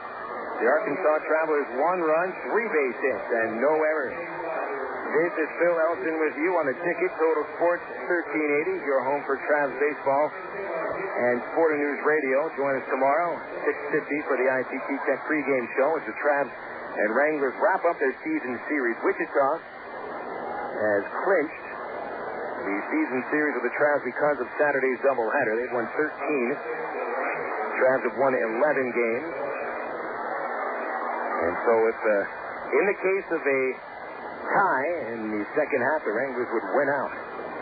Ruben Gotay leads off the third. First pitch swinging, a high fly ball to right field. Guerrero measuring it back towards the warning track, finds it in the sky and brings it in. One pitch, one out. We have seen a pretty concerted effort by the Wranglers to get up there and, try to swing at the first pitch. It's basically every single time they're coming up. And they're leading by this much, and Bautista pitching as well as he is. There's no reason they figured to work the count continuously. And in fact, they stopped working the count after the first inning and figured out Callaspo by then. Brandon Berger takes inside for a ball. Updating you on the home run derby in Minute Maid Park in Houston. They're still in the first round, and Rafael Palmeiro has overtaken Barry Bonds with 9 home runs. Berger takes downstairs, ball 2. Berger at the grand slam in the second inning, the big hit of the game. Gave the Wranglers a 5-0 lead. He walked and scored in the fourth inning against Hector Estacio, who's pitching in his fourth inning. Berger fouls one on top of the roof at first base, strike 1. 2 balls and a strike to count. Tonis on deck. Bonds hit 8 homers, Palmeiro 9, and Palmeiro's still hitting in the first round. They only go 2 rounds and then have the final round between the 2 top hitters. 2-1 pitch from Estacio is grounded towards the hole at shortstop. Takes a nice hop up for Rudy Gomez, who streaks across from third base, and he gets the out at first. 2 gone in the 6th. Up comes Tonis. Well, the All-Star game tomorrow. And if there's one complaint I have about the Texas League, and there really aren't that many. I love this league. It really is a premier Double-A league. I just wish we had the day off for the All-Star game. Tonis will swing and grounds the first pitch to shortstop. Callaspo plays it on 2 hops, and the toss across ends the inning. 3 up, 3 down to the 6th. Bottom 6 coming up at Ray Winder. Wranglers 8, the Travelers 1. Here on the ticket, Total Sports 1380. Hit a home run with your family tonight. Whether you're planning a meal before the game or snacks for the game, remember to include milk, cheese, and yogurt in the game plan. 3 servings a day of dairy is the right amount to help keep your body healthy. It's easy. Just look for the 3-a-day logo on your favorite calcium-rich dairy foods at your local retailer. For more information, including recipes and coupons, visit www.3aday.org. Have you had your 3-a-day today? The power of cheese. Junior Banana Split. Sonic's got it, others don't. Introducing the new Junior Banana Split from Sonic. It's half the size, but with all the taste. Made with bananas, bent mothered with rich chocolate, savory strawberry, and tangy pineapple. And of course, a cherry to top it off. Sonic Drive-In. And to satisfy your late-night craving, Sonic is open until at least midnight all summer long. My company is currently going through a transition, and I'm part of that transition. I needed new technology, new ideas for a changing market. Norman Petit earned a Bachelor of Applied Science degree in Electronics Engineering Technology in 2002 and a Bachelor of Applied Science degree in Automated Manufacturing Technology in 2003 from the ITT Tech in Indianapolis, Indiana. My education at ITT Tech was the right decision for me. To find out more about ITT Technical Institute, call 1-800-ITT-TECH or visit us on the web at itt-tech.edu. IT Technical Institute.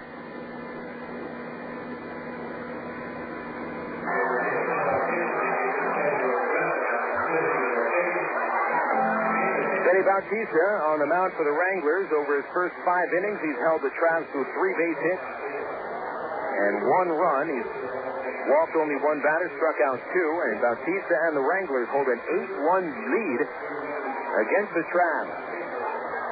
Victor Gutierrez leads off for Arkansas in the 6th inning, followed by Javi Rodriguez and Alberto Callaspo. We're motoring along right now after the first 2 innings, which took a long time, mostly because the Wranglers took their time against Willie Collazo in the first inning, forcing him to work deep in the count. Collazo didn't seem to have his best command. He went full on the first two hitters of the game, walking one of them. He walked two batters and loaded the bases in the first inning, then did the same in the second on two infield singles and a hit batter. Gutierrez takes a strike from Bautista. Collazo hit another batter to force in a run in the second, and then Brandon Berger hit a grand slam to break the game open. Gutierrez, who hit into a double play in the third, fouls up and out of play. No balls, 2 strikes. Javi Rodriguez on deck, and then Callaspo against Bautista. Wranglers getting a good boost in the arm from Bautista, joining this team as a pitch in the dirt for ball 1. 1 ball, 2 strikes. Wranglers starting pitching this season. It's been here or there. Hasn't been great. Hasn't been terrible. 1-2 pitch. Curveball from Bautista. Victor takes low. 2-2. Danny Tamayo will start tomorrow. A .579 earned run average. Pretty forgettable season so far. Kyle Middleton is at his ups and downs. Most of the ups come against the Travs. He's won 3 of his 5 victories against Arkansas. The windup, the 2-2 pitch.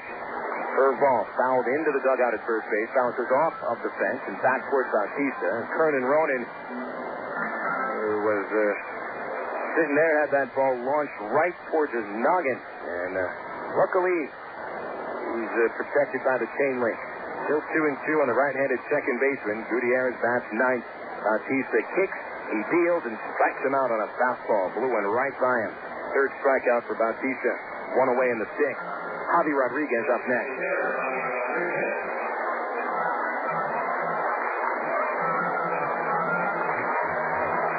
Junior Herndon has pitched very well for the Wranglers. We haven't seen him in the second half. He's been promoted.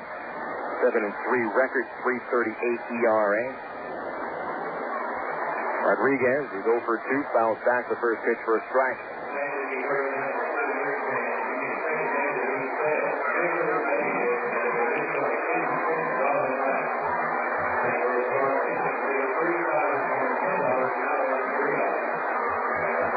Ryan Bearlocker's had to make a few starts in emergency roles. He's also hasn't had the best season with an ERA over 5. Foul ball back into the press box area by Rodriguez. Strike 2.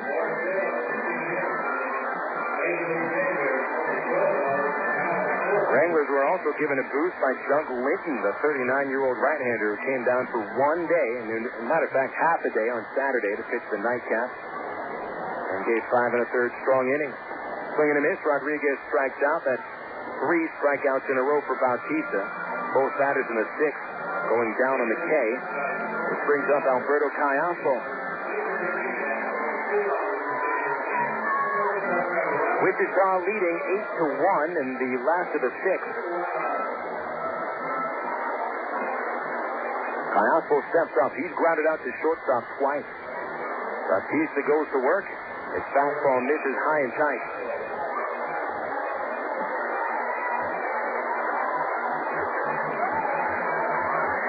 Callaspo left-handed against the righty. Bautista's 1-ball pitch is sent high to left field, and Guiel is waiting for it to make the catch. Travs down in order. 3 up, 3 down in the 6th inning. That's the 4th inning that Bautista has set them up down 1-2-3. And so after 6 at Raywinder Field, the Wranglers lead the Travs 8-1 on the ticket. Total Sports 1380. Have you ever wanted to develop your artistic ability? If so, you may already have the interest and desire needed to become a serious art student. To find out, simply call toll-free at 1-800-691-1144. An art instruction school will send you an enjoyable art test. Since 1914, we've helped thousands of aspiring artists become more skilled, more confident, and more creative in their art. Call today for your free art test. We'll help you become a better artist. Call 1-800-691-1144. Stop whatever you're thinking about right now and think about this. Have you been putting off getting life insurance because you think it might cost too much? Think again. With Garden State Life, policies are surprisingly inexpensive, and you choose the amount of insurance you can best afford. Think you need an agent to get quality coverage? Think about the time-saving convenience of dealing direct. Think it's hard to apply? There are no medical exams and no long forms. Here's something else you should think about. If you have loved ones who depend on you, it's up to you to make sure they'll be provided for if you're not there to provide for them. Whether you're older and need as little as $5,000 for final expenses, or need to increase your family's protection by as much as $150,000 or more in pure term protection, it's easy to do. Think you're ready to call Garden State Life now? Smart thinking. Call 1-800-494-1881 now. That's 1-800-494-1881. Not all products are available in all states. Not all amounts are available at all ages. Policies have limitations and terms under which they may be continued or discontinued.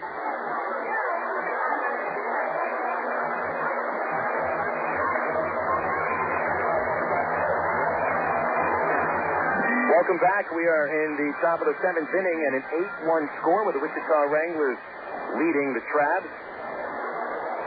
Chad Santos will lead off for Wichita against Hector Estacio. Estacio's been pitching for the last 4 innings, allowing a couple of runs, both in the 4th. And he has set down the last 7 batters. The Wranglers have been going after the first pitch quite a bit. Estacio from the stretch and a pitch down and in for a ball. Up next, Justin Guiel is going to look for his 4th base hit, and then Norris Harper looks for his 1st base hit. Check around the Texas League in just a second as Estacio's pitch missing low for a ball 2-0. Santos had a single in the 2nd. He walked and scored in the 4th. He's 1 for 2 with a strikeout. Checking the scores around the league, we still have just 1 inning coming out of Frisco, and it's 2-0 Rough Riders in the 2nd against Tulsa. Santos swings and misses over a changeup, 2-1. El Paso and Round Rock is still not giving us a score at a Cohen Stadium. That game was supposed to have started about 46 minutes ago. San Antonio and Midland are in the 5th, and they're tied at 2. 2-1 pitch. Ball 3 down and in, 3-1. Now the major leaguers get to the All-Star game tomorrow. Back to action on Thursday night. 3-1 pitch to the left-hander, and Santos takes a strike on the inside corner. Now the count runs full, 3-2.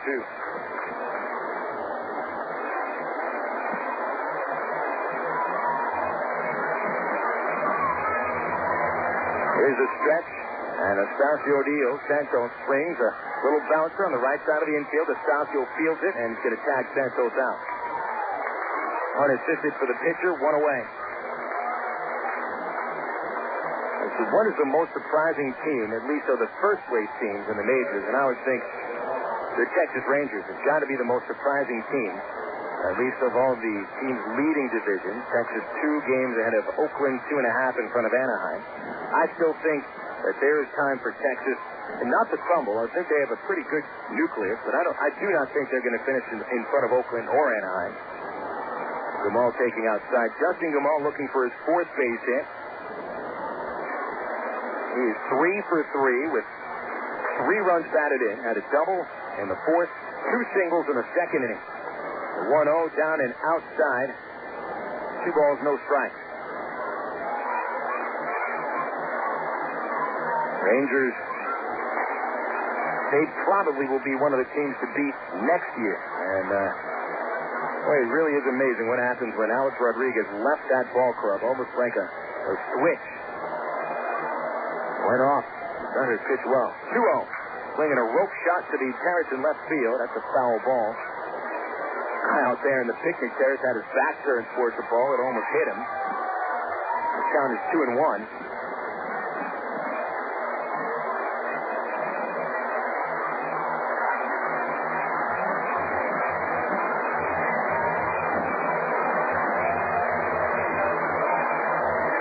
Pitch. Guiel takes high and tight, 3-1.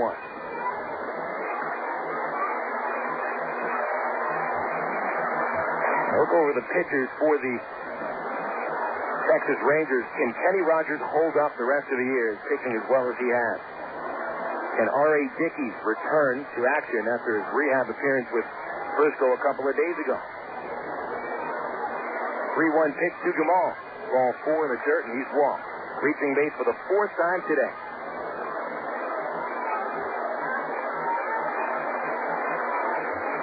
That brings up Norris Harper. Harper and Andres Blanco, the only Wranglers not to make it on base today. Blanco 0 for 4. Harper has been to the plate 3 times without a hit, without a walk. And he was in the unfavorable position of making 2 outs in 1 inning. That was in the second. Fly to right field and hit back to the mound. Right-handed batter sends a fly ball to the right field corner, and it gets down for a base hit in front of Christian Guerrero.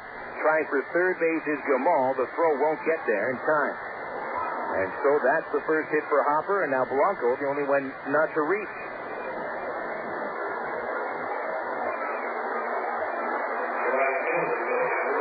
Base hit number 11 for Wichita. Wilkin Ruan has 2 of those hits in 3 at-bats, plus a line out to center field in the 5th.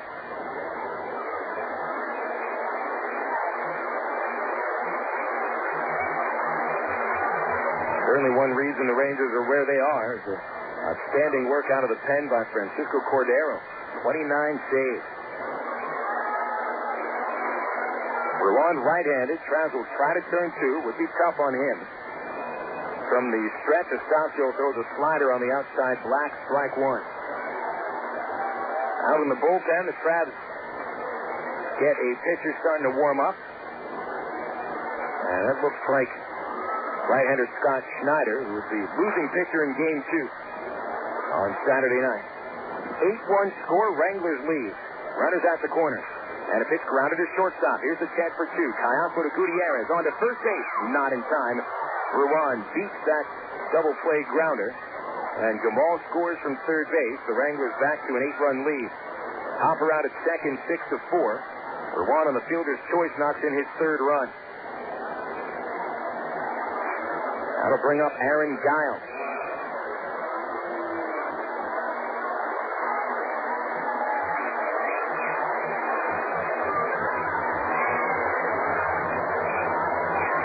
Guiel hitless today, 0 for 2, but he's walked and was hit by a pitch. So he's been on base 2 times. 9-1 Wranglers. Astacio's pitch to Guiel inside and a bit low, ball 1. 9 runs, 11 hits for Wichita. 1 run, 3 hits for Arkansas.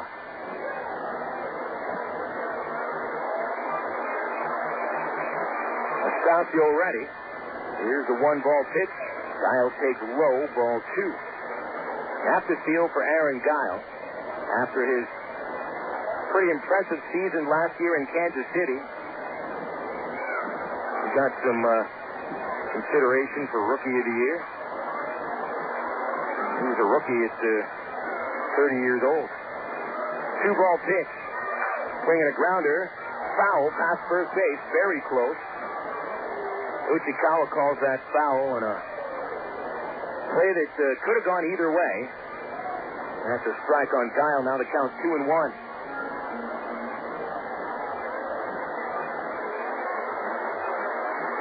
Guiel hit .277 last year with KC. Hit 15 homers. Knocked in 52 runs, also 30 doubles in 99 games. That's pretty productive. Guiel swings and misses on a fastball. Now the count 2-2. Opened this year as the everyday left fielder for a Royals team that was expected to compete for the division title, and man, things have just gone sour from day one. More than anything else, injuries have hampered the Royals. 2-2 pitch. Guiel takes outside. And Guiel's injury was started from day one. It's tough to even call it an injury when you're suffering from blurred vision. But hey, when you're a hitter and you make your living with your eyes the way he does, injury is the right way to call it. 3-2 pitch. Ball 4, and Guiel walks for the second time today.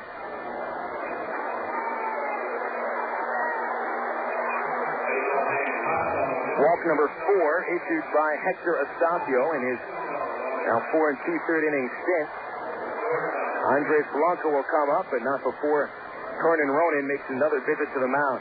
Let's check out the home run derby. Barry Bonds, Rafael Palmeiro taking each other on in round 2, along with Lance Berkman and Miguel Tejada. Bonds, the first one coming up, is his 3 homers in the second round.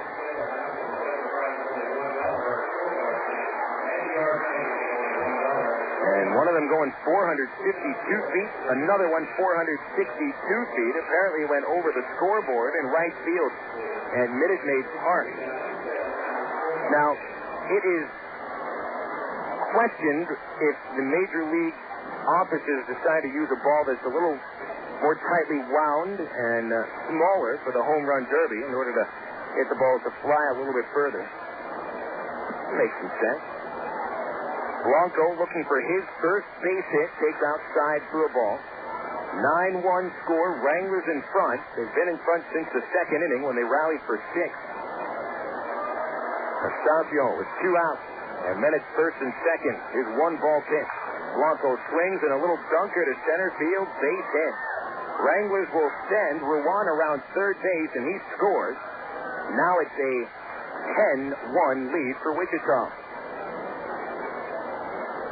Ball wasn't hit well by Blanco, but that's more or less his style of base hit. Balls that barely get into the outfield, but find the spots that they need to in order to bring more runs home. Guiel to second, Blanco to first, and now every single Wichita Wranglers been on base at least once. 10 runs on 12 base hits for the Wranglers. Ruben Gotay stepping in 2 for 3 and a pitch low for a ball.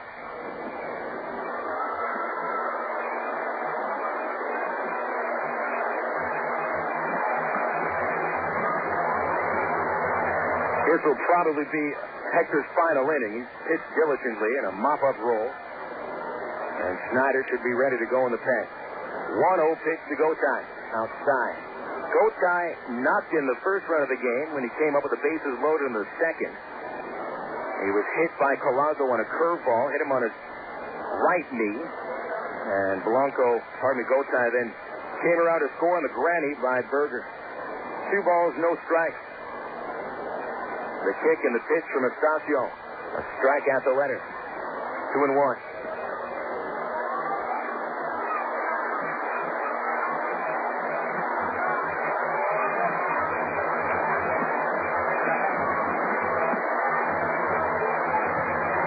Balls, 1 strike to count.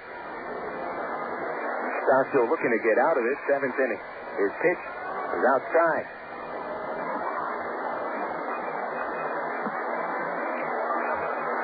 Three and 1.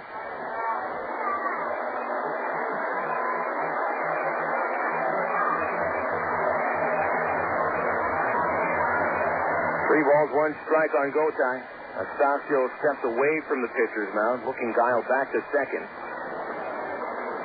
9-run cushion for the Wranglers. That's a mighty big pillow. Here's the pitch. Fouled back as Gotay got a big swing on a pitch right in his wheelhouse. Count runs full, 3 and 2. Berger on deck. Runners get an extra jump.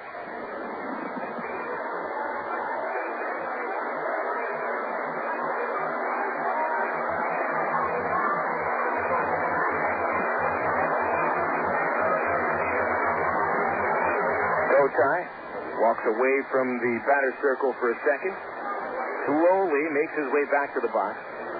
Steps in there. Left-handed. Full count. 2 outs. There go the runners. The pitch. Swing and a foul ball. Gotay going after a slider that was on the hand. And Ty Boykin will walk after that ball. Bat boys forgot about that one for a second.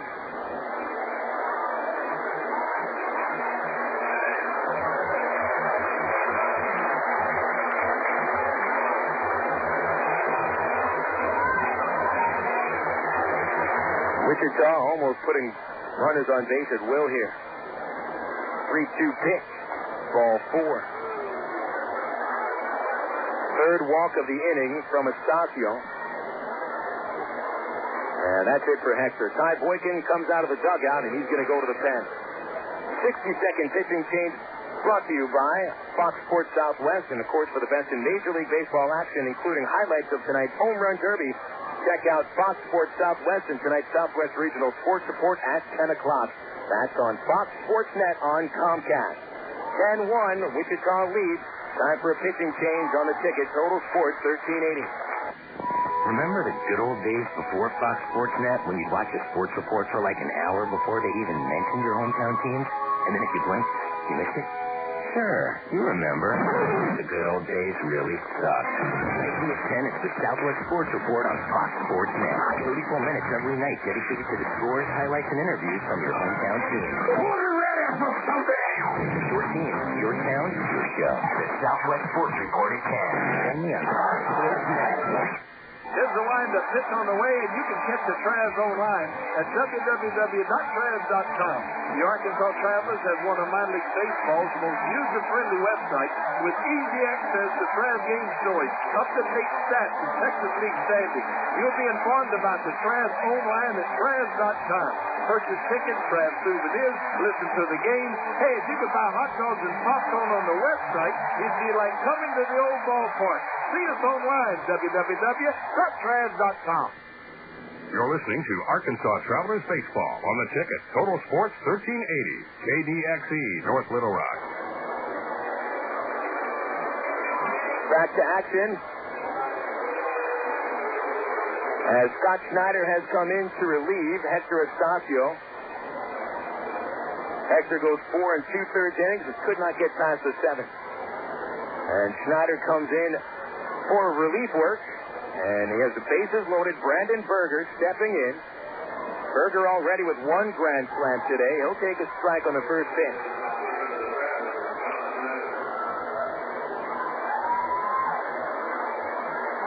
Estacio gave up 5 base hits in 4 2/3 innings. So far, 4 runs, and still responsible for the 3 runners on base. Schneider, right-hander with the 0-1, and it popped up to shallow left field. Charging in Derek Gibson, and towards the foul line, Gibby is there to make the catch, and the side is retired. So, the Wranglers managed 2 runs in the 7th, but leave them loaded into the stretch. Wranglers 10, Travelers 1, here on the ticket. Total Sports 1380. Listen, the crack of the bat, the distant whine of a lawnmower, the sounds of summer. A season when you try to spend as much time outside and out of the kitchen as possible. And when Del Monte's can-do recipes come in handy. Del Monte steps up to the plate with simple, nutritious mealtime solutions using 3 steps or less that you can prepare in 20 minutes or less, and they're free. Sound good? Simple mealtime solutions that will have you saying, hey, I can do that. Look for Del Monte vegetables at your local Harvest Foods. Harvest Foods, an Arkansas company serving Arkansans. He joined the Air Force in 1964 and served in Vietnam. He commanded forces in the far corners of the globe. Rising through the ranks, he served as a 3-star general at the Pentagon. You'd think 30 years of distinguished service would be plenty. But if you're Norman G. Leasing, Lieutenant General, retired United States Air Force, that's just the beginning. Today, he's pursuing a new career as Walmart's Vice President of National Government Relations. Norm's journey took him near and far, through Asia, Scandinavia, Europe, the Middle East, and Webster University, where he earned a master's degree that served him well in his career. I'm Bob Costas, member of the board of Webster University. All Webster campuses around the world share the same belief. Education is more than just a degree. It's real knowledge, the real world success. For more information about graduate degrees from Webster University in Little Rock, visit them on the web at webster.edu or call them 800-828-2598.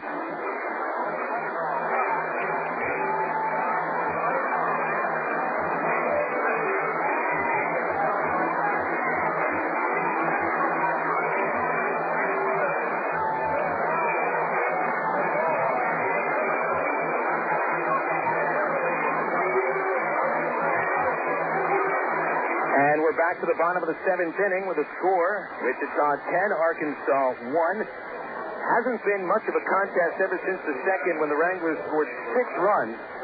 4 and a grand slam by Brandon Berger. And the Wranglers scoring 2 runs in the 4th, 2 runs in the 7th. And right now the only question seems to be, can Denny Bautista finish this game off? He's pitching in Butte. Nick Gorneault starts the 7th with a hard line drive at right to the left fielder Aaron Guiel. And although Nick hit a pea shooter, he's out. Gorneault 0 for 3. Derek Gibson coming up next, and then Jeff Mathis.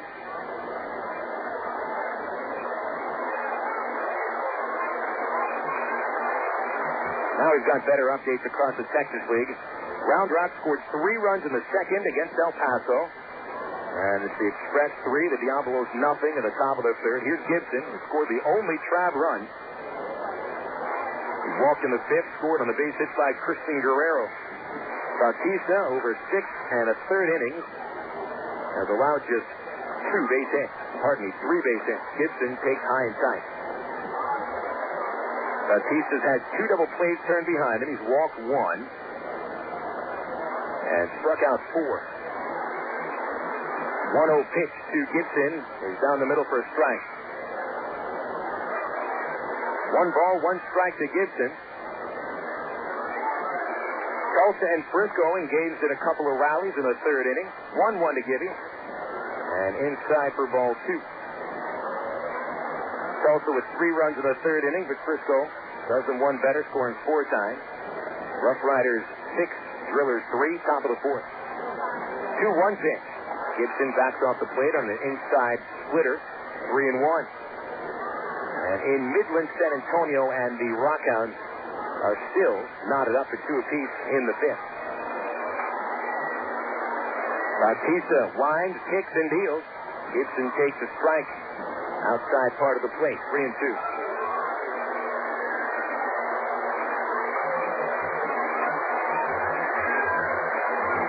You can always tell when Gibson disagrees with the call from the umpire because he'll walk across the plate and around the umpire, and Gibson has never seemed to be in much of a hurry, and you can't blame him. Baseball is a leisurely game played at the pace that's decided by the players. Split-fingered pitch, he swings and misses. Gibson is out on strikeout number 5 for Bautista.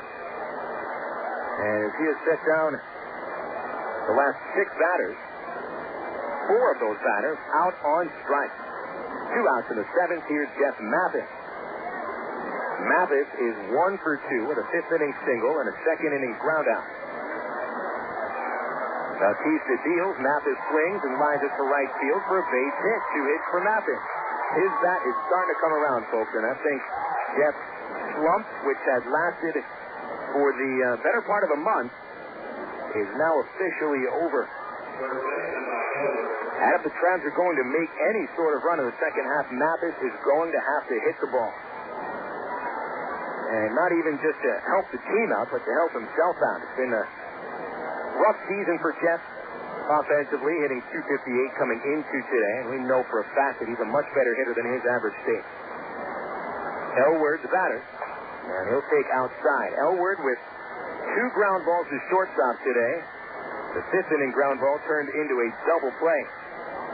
2 twin killings turned by the middle infield combination of Andres Blanco and Ruben Gotay. Probably the best fielding double play combination in the league. There's a strike at the letters of Elward, 1-1. While the Kansas City Royals certainly have a shortstop entrenched in Angel Baroa, Rookie of the Year from last year, but let's remember now, nothing is ever just set. Pitch high and tight to Elward, had to back off behind the plate. Baroa hitting only .275 this season with 5 homers, but I think the Royals still feel pretty confident about him. The second base position, that is not really very well played. Ground ball off the mound of Bautista, and charging Gotay second base. He can't get to it in time. Elward has an infield single off the pitcher. Actually, Baroa hitting .239. I was looking at on-base percentage there. The Royals' second baseman is Tony Graffinino, and that's not necessarily going to cut it. Gotay might have a better chance to get as an everyday player through Kansas City than Blanco does. A lot of the scouts have said that they think Gotay will need to get a little bit stronger, and need to get a little bigger. Here's Guerrero. And he fouls off the first pitch on the line to right field, strike 1. Guerrero with the only RBI of the game for the Travs. Christian knocked a run home with a chopper between third and short in the 5th. 1 for 2 today. 10-1 score, Wranglers lead in the bottom of the 7th. The pitch from Bautista. Christian takes a curve for a strike. There's that nasty hook, 0-2. Royals have tried Tony Graffinino at second. Desi Rutherford's been playing some second base. Mickey Lopez. Even Wilkin Guerrero, Christian's cousin. 0-2 pitch high behind the catcher. Got off Tonis' glove. The runners get an extra base. They'll call it a pass ball.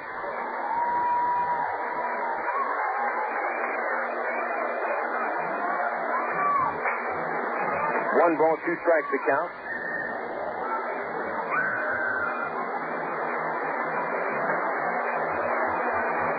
Let's remember, Gotay is still young, 22 years old. He'll be 23 in December. Still on Christmas Day. Switch hitter with a little bit of pop. He's got some range. His arm is okay. Blanco, the better fielder of the two, but that's why he plays short, and Gotay plays second. But Gotay is not going to be a big-time power hitter. I could see him maybe hitting between 15 and 20 in the majors in maybe, 5 or 6 years. It's going to take a while for his power to really progress. 1-2 count on Guerrero. The stretch, 2 outs. Bautista checks second. Now the pitch. Swing and a miss. It's behind the catcher. On another split finger, Guerrero reaches base as the ball gets all the way to the screen. And Mathis scores from third. And so while Bautista strikes out his 6th batter of the game, he throws a wild pitch on that strikeout to bring home a run. Unearned run because of the pass ball charge to Tonis. Rudy Gomez steps in next. He's 1 for 2 with an infield single and a strikeout.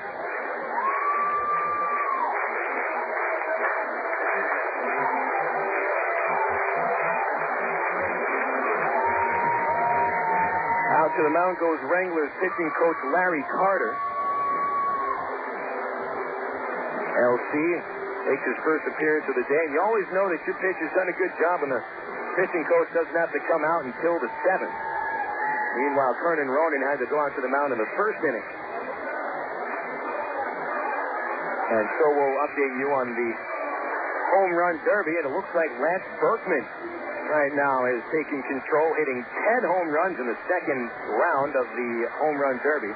Barry Bonds finished with only 3, and Miguel Tejada still has a chance, and it looks like he has overtaken Bonds. Miguel with 5 home runs, Bonds with 3, so it looks like Bonds will not make it into the final round. Possibly the greatest home run hitting player of all time, and he's not going to get into the final round, won't get a chance for his 2nd home run derby championship. Gomez up to the plate. Bautista from the stretch, a fastball outside, ball 1.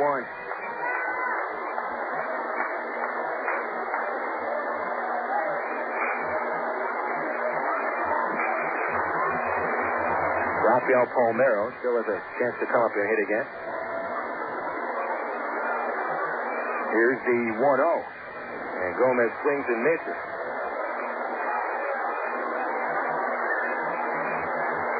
You can draw a comparison between the home run derby and the slam dunk championship. And I think at its inception, the slam dunk championship was probably a little more exciting than the home run derby. But the slam dunk championship has become very, very blasé. There's only so many line dunks you can watch. 1-1 off the end of the bat. It goes back to Bautista. He'll play it. Step off the mound. Throw to first base now and end the inning. And so the Travs manage 1 run on 2 base hits. Leave a couple on the bases. And after 7 innings at Ray Winder Field, the score is Wichita 10, Arkansas 2.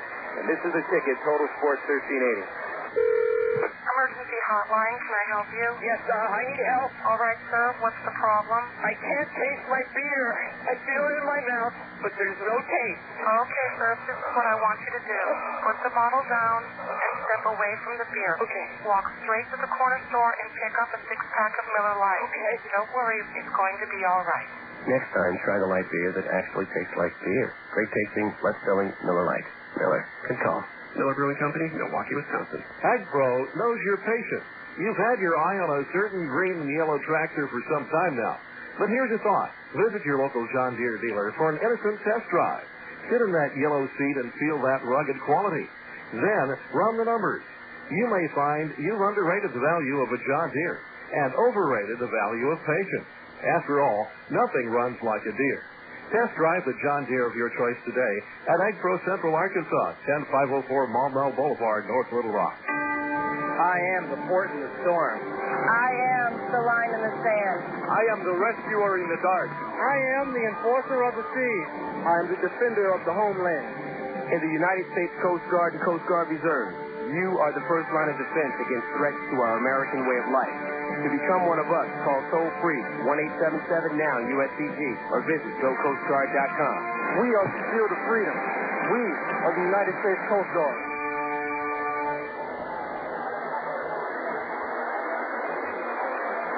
Here are the totals after the first 7 innings of Game 3 of a series between the Travs and the Wranglers. Wichita, 10 runs, 12 base hits, no errors. The Travelers, 2 runs on 5 hits and no errors. I have Mike Tonis leading off for the Wranglers against Scott Schneider. Scott retired the only batter he faced in the 7th inning in relief of Hector Estacio, and Tonis chops the first pitch to third base. Coming in on the grass, Rudy Gomez gloves it and guns to first for the out. Tonis hitless his last 3 trips to the plate after reaching base his first 2 times up. Schneider came in with the bases loaded in the 7th inning. After Estacio went the first 4 2/3, allowing 5 hits, 4 runs, all earned, 5 walks, and 2 wild pitches. Collazo in 2 innings gave up 7 hits and 6 runs. Schneider works on Chad Santos, who takes high and inside for a ball. Santos reaching base 2 times, a single and a walk. He's also scored a run. Big left-handed batter leans back. The pitch is high and outside, ball 2. Justin Gamal is on deck. 7:10, first pitch tomorrow night. Corey Lee pitches for the Travs, still looking for his first win. The 2-ball pitch is fouled high and out of play, 2-1. On the mound for the Wranglers tomorrow, right-hander Danny Tamayo.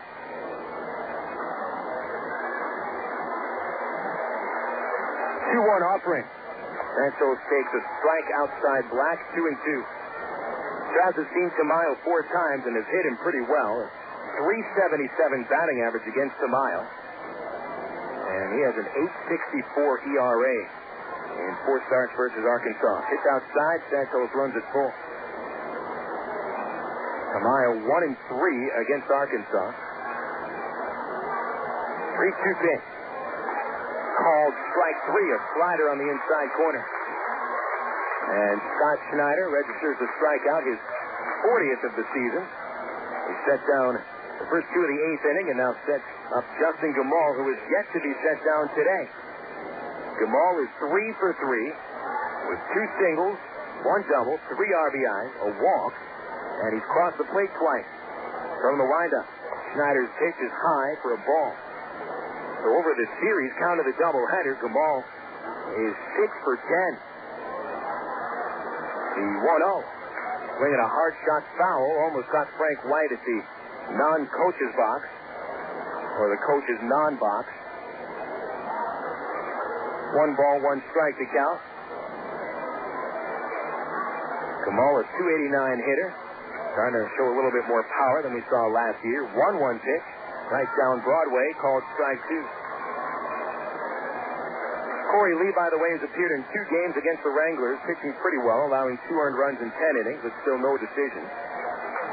Gamal sends one out of play. Still a ball and 2 strikes.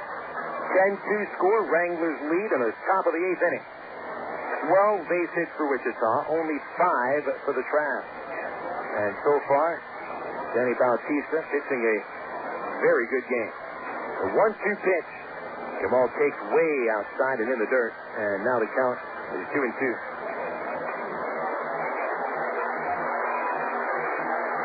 This is a 4th quality start for Denny Bautista. He had an earned run average at Double-A Bowie back before the Orioles dealt him with .474. Fastball, Gamal fouls it down the third base line. Still 2-2.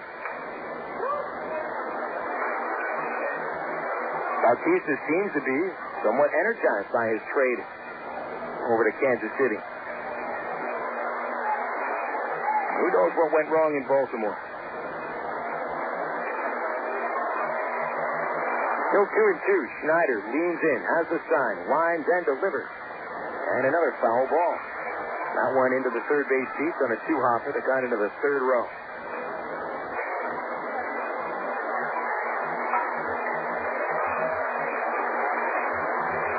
Bautista's still young. He's 23 years old. He might still have a lot to learn. 2-2 pitch. Another foul ball. Jamal going after high heat. He's fouled off 3 in a row.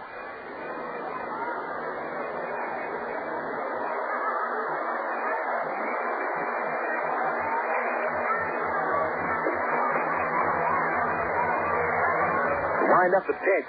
Swinging a grounder to short. Callaspo there, charges, gloves it, and from the grass gets it to first base in time. Snyder sets down the Wranglers in order. Only the second time they've been set down 1-2-3 tonight. Bottom of the eighth coming up. The Wranglers 10, the Travelers 2. On the ticket, Total Sports 1380. Frank, what are you doing here? Wife said me we're out of Coke. You? Sorry. First one to aisle 5 buys the other. Coke. Yeah, you're on. Yo, Tony Stewart, you jumped the green flag again. Hey, stop throwing cereal boxes at me. Whatever, stop grabbing my car. Walter. Looks like you're buying me that Coke. NASCAR fans have a one-track mind. Case of Coke says I beat you to the register. Coca-Cola, the official soft drink of NASCAR. Coke, real. Junior Banana Split. Sonic's got it, others don't. Introducing the new Junior Banana Split from Sonic. It's half the size, but with all the taste. Made with fresh bananas, then smothered with rich chocolate, savory strawberry, and tangy pineapple. And of course, a cherry to top it off. All for just 99 cents. So come in anytime for the new 99-cent Junior Banana Split at participating Sonic drive-ins. And to satisfy your late-night cravings, Sonic is open until at least midnight all summer long. Here's the line that's sitting on the way, and you can catch the Travs online at www.travs.com. The Arkansas Travelers have one of minor league baseball's most user-friendly websites with easy access to Travs game stories, up-to-date stats, and Texas League standings. You'll be informed about the Travs online at travs.com. Purchase tickets, Travs souvenirs, listen to the game. Hey, if you could buy hot dogs and popcorn on the website, it'd be like coming to the old ballpark. See us online, www.travs.com.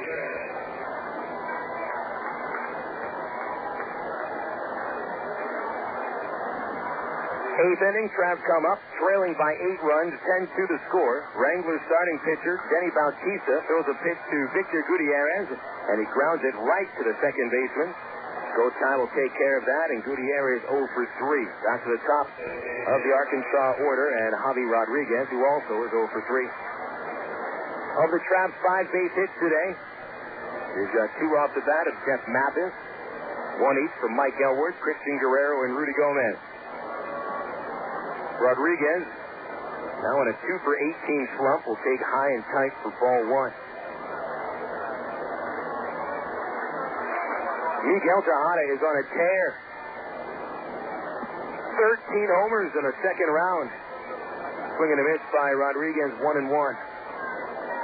And so it looks like a pretty easy shot. It's going to be Tejada versus Lance Berkman. Here's a pitch. High and tight as Bautista comes inside to Rodriguez. 2 balls, 1 strike.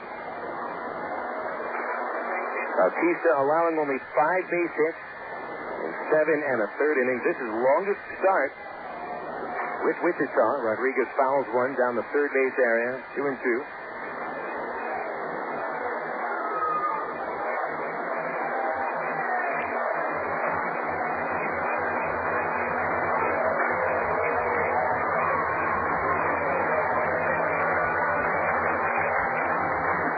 Lanky right-hander. With a 2-2 pitch, Rodriguez swings and misses. Strike 3. Strikeout number 6. Actually, number 7 for Bautista. And the second time he's whipped Rodriguez.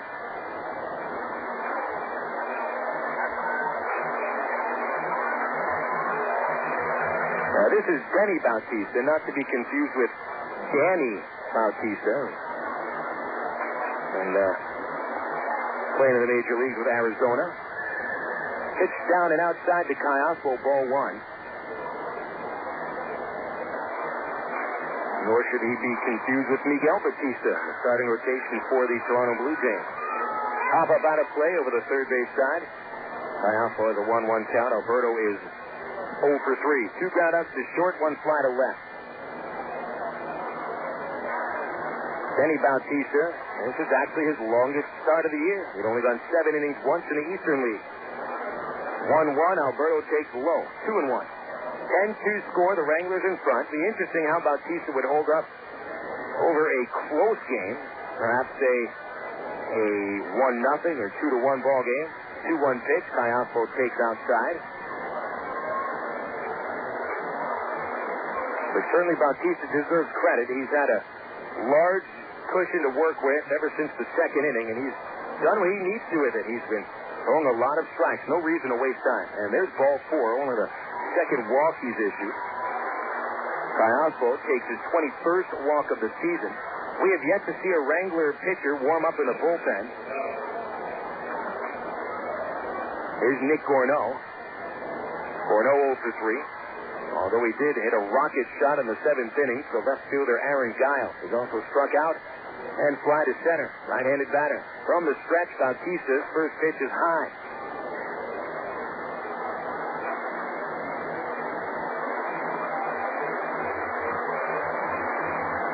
Derek Gibson on deck. If the Travs are going to make any sort of a comeback,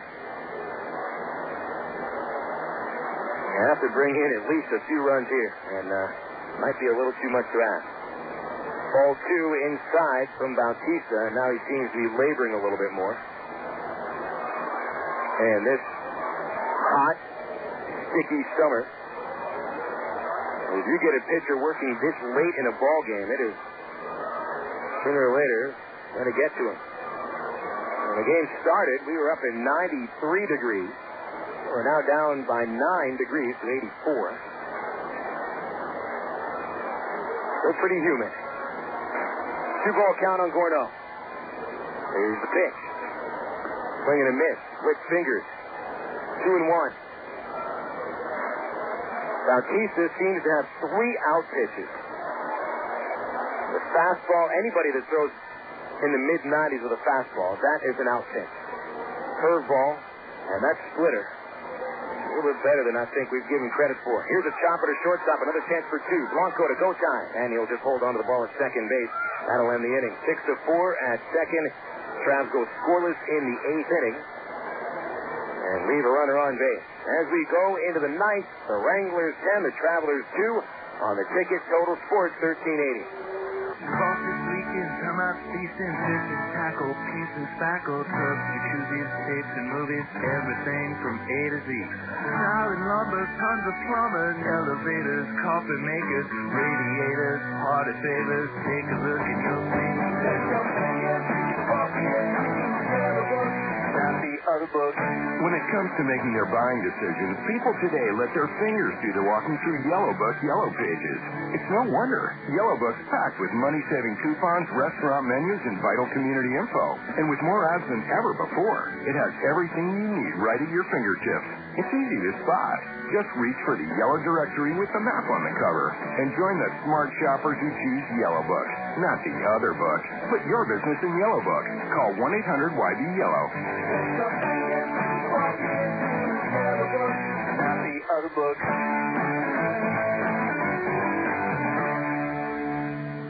You're bored. Nothing to do.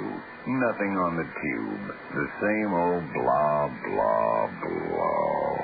Arkansas Travelers Baseball is here for its new season. Great professional baseball, great food, and the most affordable entertainment in Arkansas. So get off your seat and get out of the house for baseball and a whole lot more. Look for special promotions and free tickets at local retailers for the best deal in town. Arkansas Travelers Baseball. Call 664-1555 or log on to Travs.com. And back in the 9th inning, it's a score of 10-2 with the Wranglers in front of the Arkansas Travelers. Travs in danger of losing 3 straight to Wichita, and they will have dropped 6 of 7 to the Wranglers in the second half. Norris Harper leading off against Scott Schneider. Schneider's retiring the first 4 batters he's faced. 2 on grounders, 1 strikeout, 1 fly to left. Harper is 1 for 4, and he fouls off the first pitch from Schneider for a strike. Last look at the Texas League until the Allstate Insurance postgame report.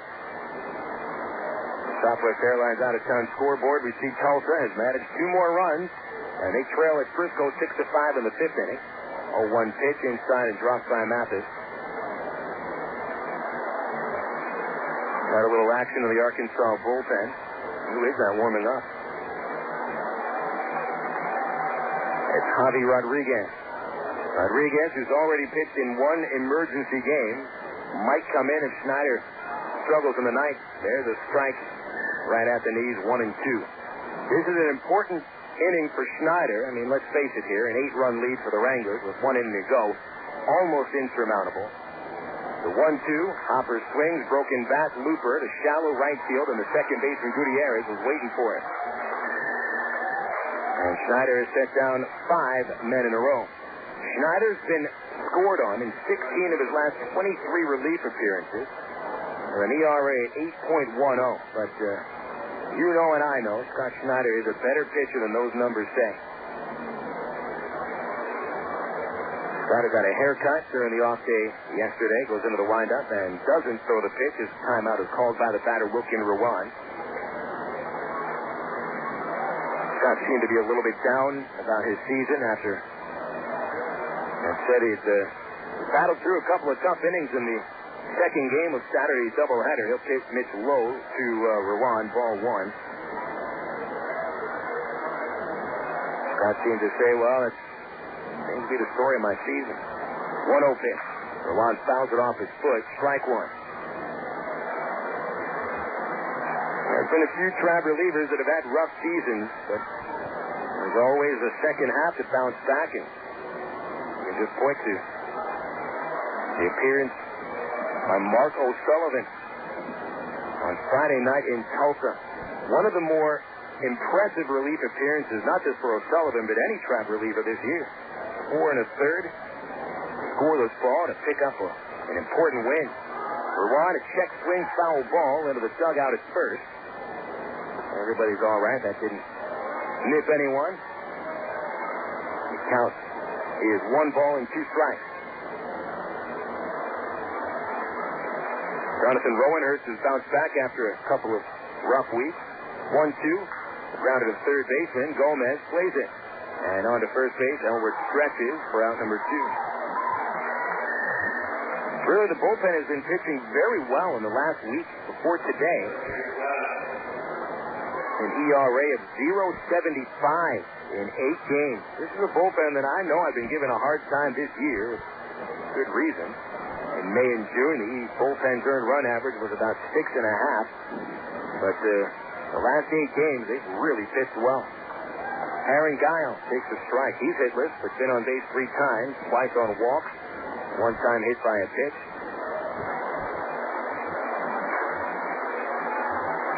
The 0-1 from Schneider. Inside, 1-1. Rodriguez working on curveballs in the right field bullpen. Javi was a pitcher a few times in college. Guiel sends a high fly left field. Gibson backpedaling, and he'll put it away. And Scott Schneider, 2 1/3, perfect inning. Nice job by Scott. And so we go to the bottom of the ninth. The Travs have their last chance. The Wichita Wranglers 10, the Arkansas Travelers 2 on the ticket. Total Sports 1380. Did you know that more than 95% of the population wear the wrong size shoes? Did you know that your foot grows your whole lifetime? When was the last time you had your feet measured? Wearing the wrong size shoes is the #1 cause of foot problems. Come into Top Shoes and let us measure your feet and fit you properly. If your feet hurt or you don't want your feet to hurt, come into Top. And while you're at it, join our Tip Top Shoppers Club and receive free shoes. Junior Banana Split. Sonic's got it, others don't. Introducing the new Junior Banana Split from Sonic. It's half the size, but with all the taste. Made with fresh bananas, then smothered with rich chocolate, savory strawberry, and tangy pineapple. And of course, cherry to top it off. All for just 99 cents. So come in anytime for the new 99-cent Junior Banana Split at participating Sonic drive-ins. And to satisfy your late-night cravings, Sonic is open until at least midnight all summer long. Frank, what are you doing here? Wife sent me. We're out of Coke. You? Sorry. First one to aisle 5 buys the other. Yeah, you're on. Yo, Tony Stewart, you jumped the green flag again. Hey, stop throwing cereal boxes at me. Whatever, stop drafting my cart. Walter. Looks like you're buying me that Coke. NASCAR fans have a one-track mind. Case of Coke says I need you to register. Coca-Cola, the official soft drink of NASCAR. Coke, real.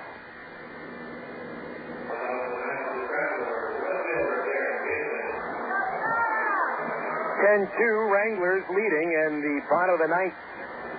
Starting off, Derek Gibson leads off against Denny Bautista. And Bautista looking for the first complete game of his career since 2000. A pitch for a strike on Gibson. He's 0 for 2. Bautista threw a couple of 7-inning complete games with the Gulf Coast League Marlins, but never thrown a 9-inning complete game. Inside to Gibson, 1-1. Gibson scoring after a walk in the fifth. It's fly to left and struck out. Bautista delivers the 1-1. Gibson takes ball 2. The last 2 innings have been a little rougher for Bautista. He has allowed 2 hits, 1 walk, 4 base runners. Gibson takes ball 3. Nobody warming up in the Wichita bullpen. And so that pen is going to be super fresh for tomorrow. After yesterday's day off, and pretty much a day off today for the Wranglers pen. Gibson swings, fouls one on the ground to the dugout, and actually bullpen at left field. Now the count's full. Over the first 8 innings, Bautista strikes out 7. He's walked 2 and allows 5 hits. Only 2 runs. 1 of them earned. Gibson swings and misses on the breaking ball. Strikeout number 8. Second time Derek has gone down on strike.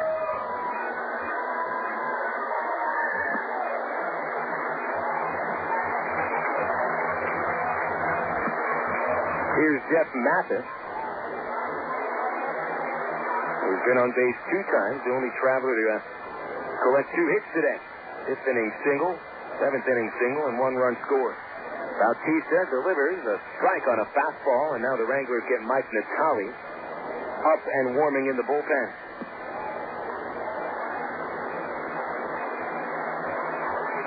Here's the 0-1. Jeff swings and grounds it foul just past third base. No balls, 2 strikes, and that went right towards where Natale was warming up. 0-2 count on Mathis, and Bautista in search of strikeout number 9. And there it is, called strike 3 on the split finger. Got it at the letters. And that was a tough pitch for Mathis to swing at. Pretty much unhittable. And now Bautista has struck out 9. He's 1 out shy of his first 9-inning complete game. And a true announcement that he has arrived on the scene.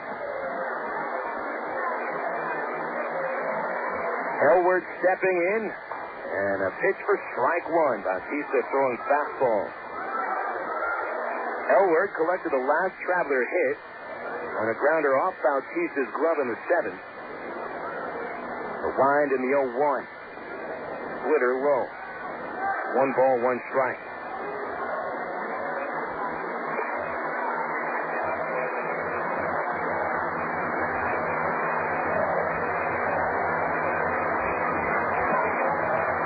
One pitch is laced into the bullpen and left. A couple of the Wrangler relievers had a jump on top of their bench. Wes Wilkerson turned his back towards it and almost jumped over the bench. That's an aluminum bench, and metal cleats on aluminum don't get very good traction. 1 ball, 2 strikes. Bautista winds, he deals. Elward swings a grounder to first base, played by Santos. He'll take it to the bag himself. And that's the game. Bautista pitches a 9-inning complete game victory. And the Wranglers beat up on Arkansas tonight by a score of 10-2.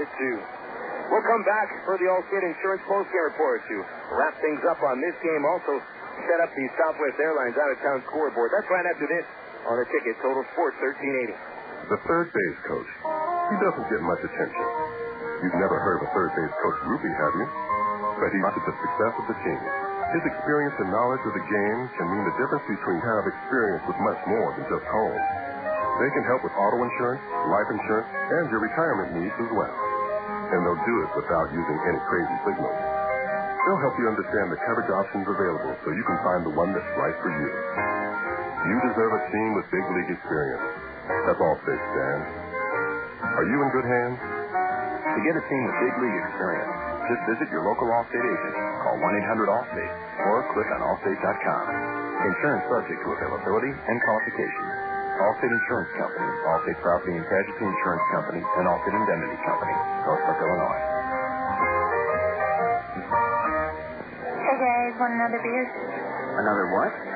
Another beer. I didn't have a beer. Did you have a beer? I don't think so. Yes, you did.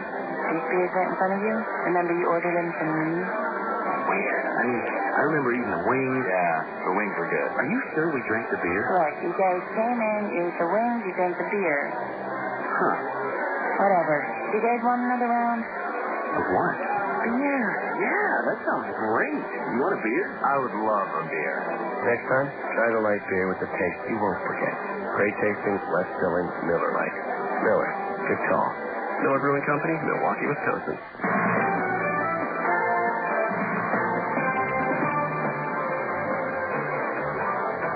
A very one-sided game tonight at Raywinter Field. The victors are the Wichita Wranglers with a 10-2 final score. This is Phil Elton with you on the ticket, Total Sports, 1380, and the Travs website, www.travs.com. Welcome to our ITT Technical Institute pregame show. Well, things started pretty quizzically for Willie Collazo in the first inning as he walked the first batter of the game, Aaron Guiel. Allowed a single to Ruben Gotay with one out, and a two-out walk to Mike Tonis loaded the bases. He was able to get out of the inning on an impressive strikeout of Chad Santos, 3 pitches, most of them curveballs.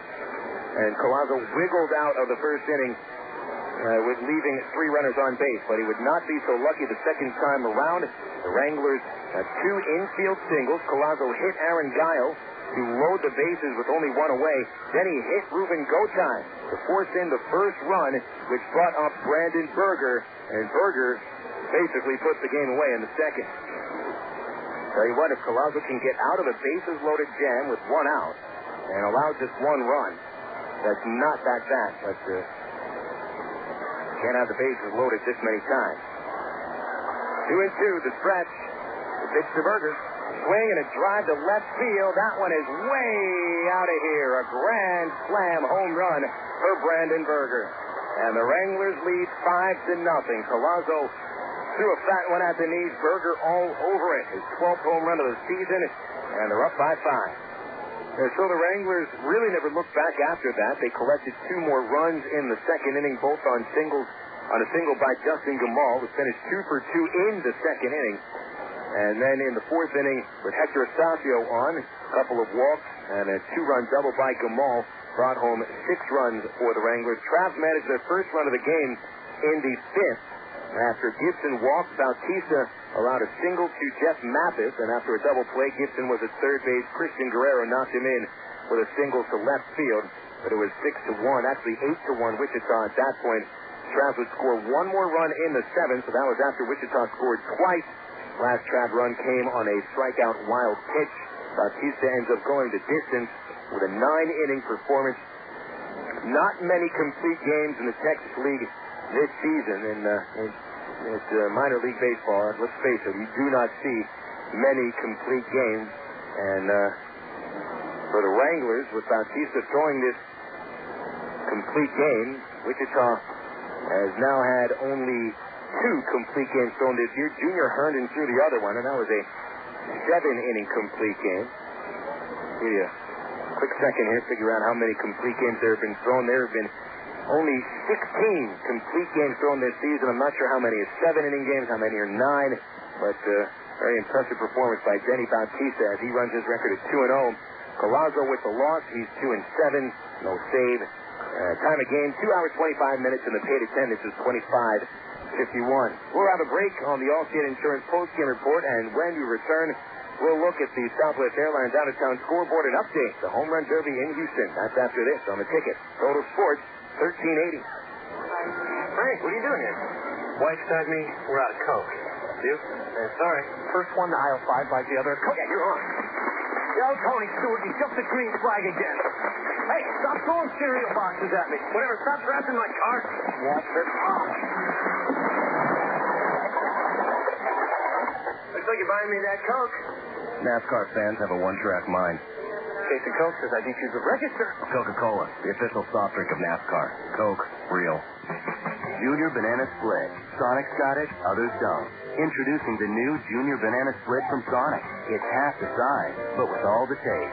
Made with fresh bananas, then smothered with rich chocolate, savory strawberry, and tangy pineapple. And of course, a cherry to top it off. All for just 99 cents. So come in anytime for the new 99-cent Junior Banana Split at participating Sonic drive-ins. And to satisfy your late-night cravings, Sonic is open until at least midnight all summer long. Back on the Allstate Insurance postgame report, Phil Elson with you on the ticket. Total Sports 1380. Fans, don't forget that Allstate Insurance believes you deserve a relationship with a real person, and that is Allstate stands. Are you in good hands? Our final score at Raymond Field tonight: Wichita 10, Arkansas 2. We'll take a look around the Texas League on the Southwest Airlines out-of-town scoreboard. There's 3 games in progress, although I think the scores are coming in kind of slowly from the sports networks. Then the top of the 3rd inning at El Paso, Round Rock 3, El Paso nothing. The Express looking for their 5th consecutive win.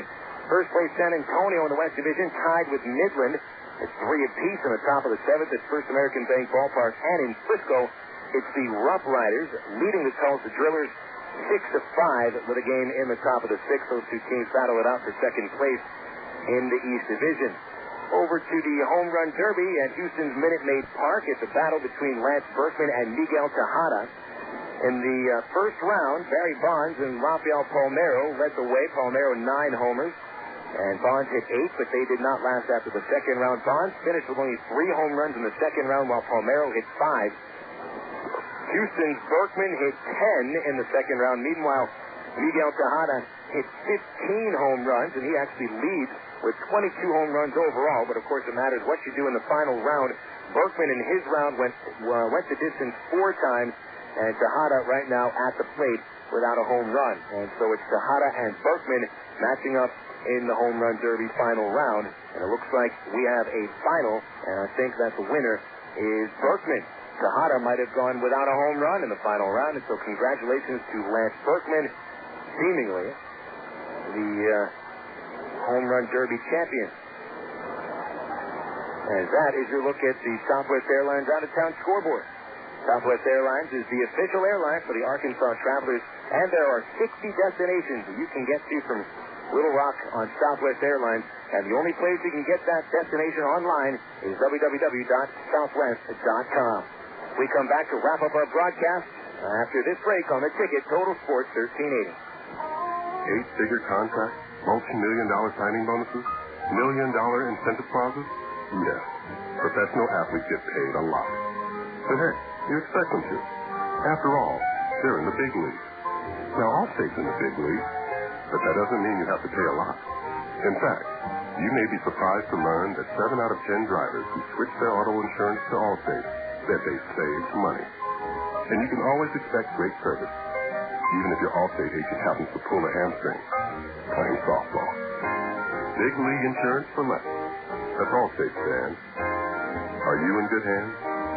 For more information, visit your local Allstate agent. Call 1-800-ALLSTATE or click on Allstate.com. Allstate, proud sponsor of 2004 U.S. Olympic team. Based on information reported by new Allstate customers, insurance subject to availability and qualifications. Allstate Insurance Company and Allstate Property and Casualty Insurance Company, Norfolk, Illinois. Of all the days of the week, it seems that Mondays are everybody's least favorite day. Well, the Travs and the Arkansas Democrat-Gazette have a reason for baseball fans to look forward to Mondays. That's because Mondays are Democrat-Gazette family night here at the ballpark. You just pick up a copy of Monday's Democrat-Gazette, and you'll find a discount family ticket right there in the sports section. That's right. It's a coupon that admits the whole family for just $2 a person. Hey, Mondays don't sound so bad anymore. Back here at Ray Winder Field as we wrap up our Allstate Insurance post-game report on the Ticket Total Sports 1380. Final totals for tonight, the Wichita Wranglers scored 10 runs on 12 base hits without an error, and the Wranglers leave 9 runners on. Arkansas 2 runs on 5 base hits, no errors, and 4 runners left on base. Time of game 2 hours 25 minutes. The paid attendance tonight was 2,551. The actual crowd 1,658. Winning pitcher Denny Bautista. He runs his record at 2-0, and Willie Collazo suffers a loss his second straight since his 4-hit shutout of Round Rock, and Collazo's record is 2-7.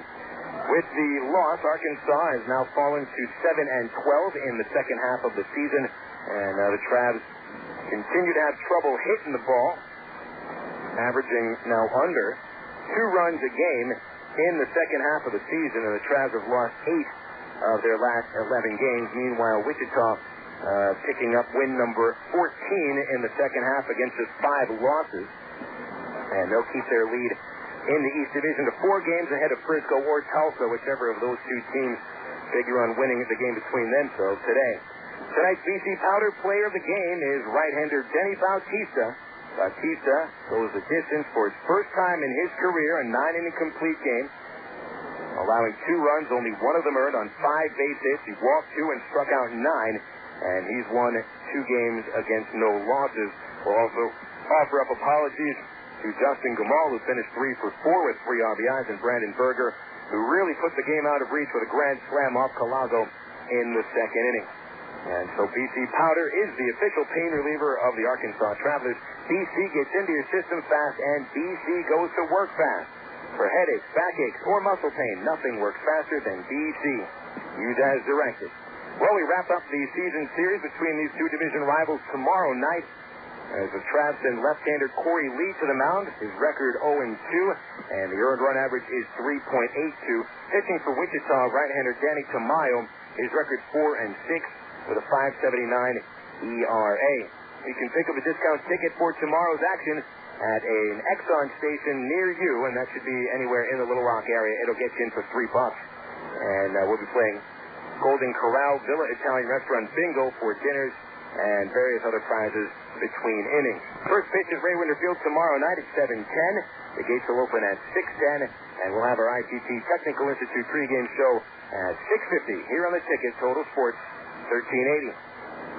Thanks to Arlen Horn back at the studios, and for everybody here at Ray Winder Field, a big thanks to you, Traveler fans, for tuning in tonight.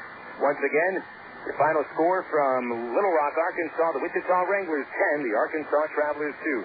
This is Phil Elson signing off, and folks, don't forget, it's just a game. We'll be talking baseball again tomorrow night.